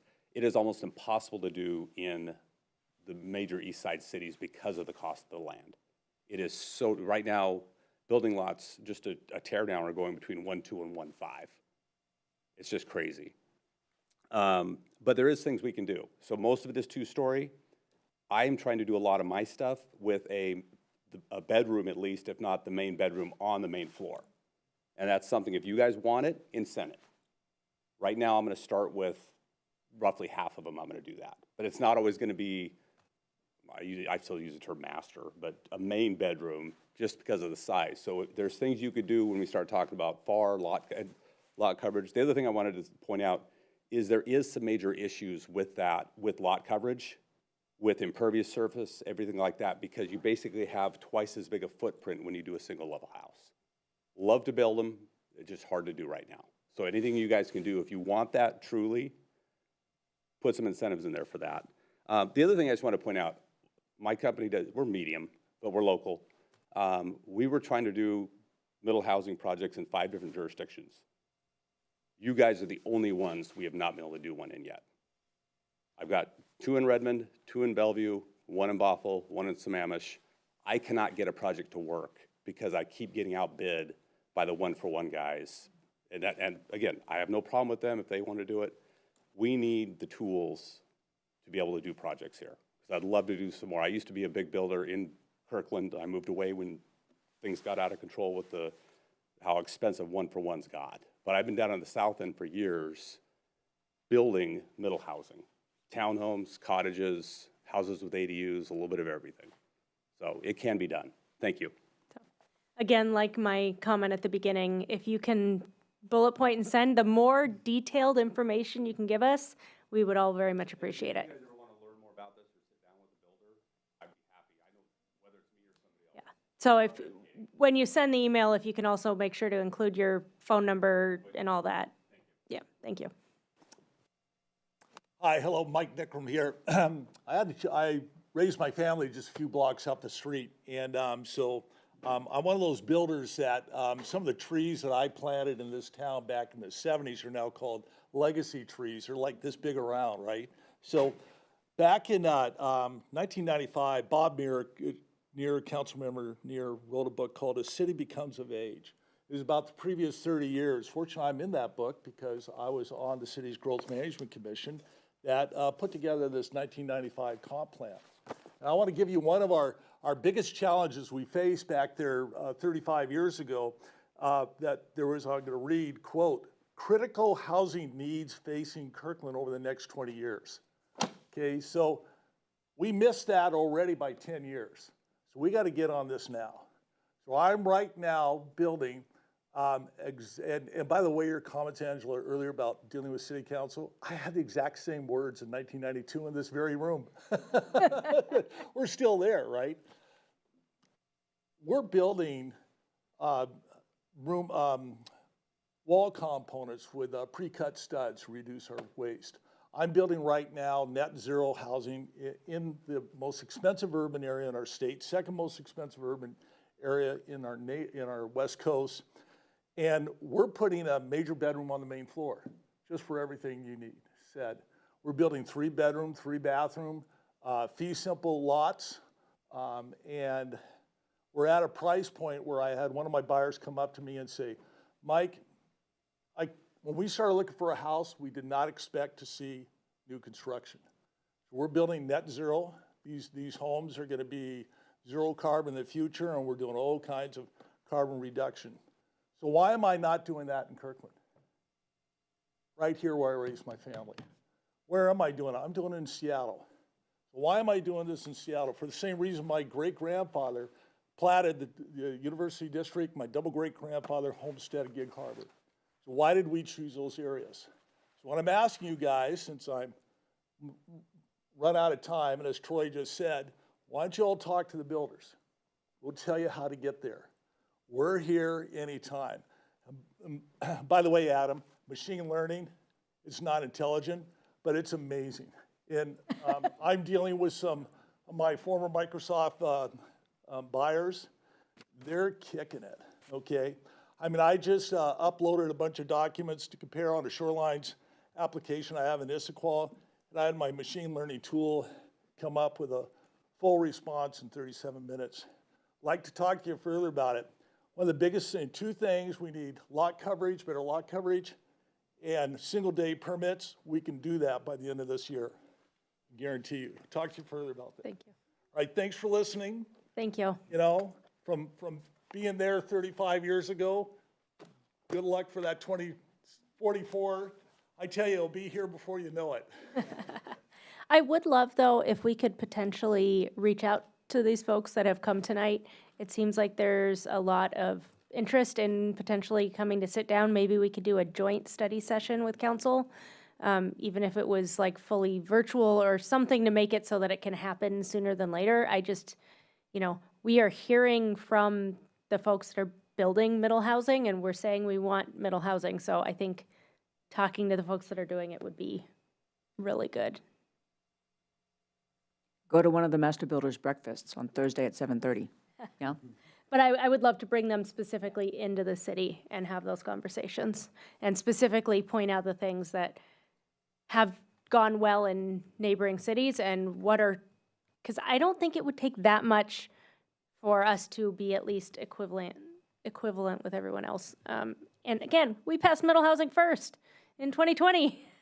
So, we should be leading on this still. I think with that, this meeting is adjourned.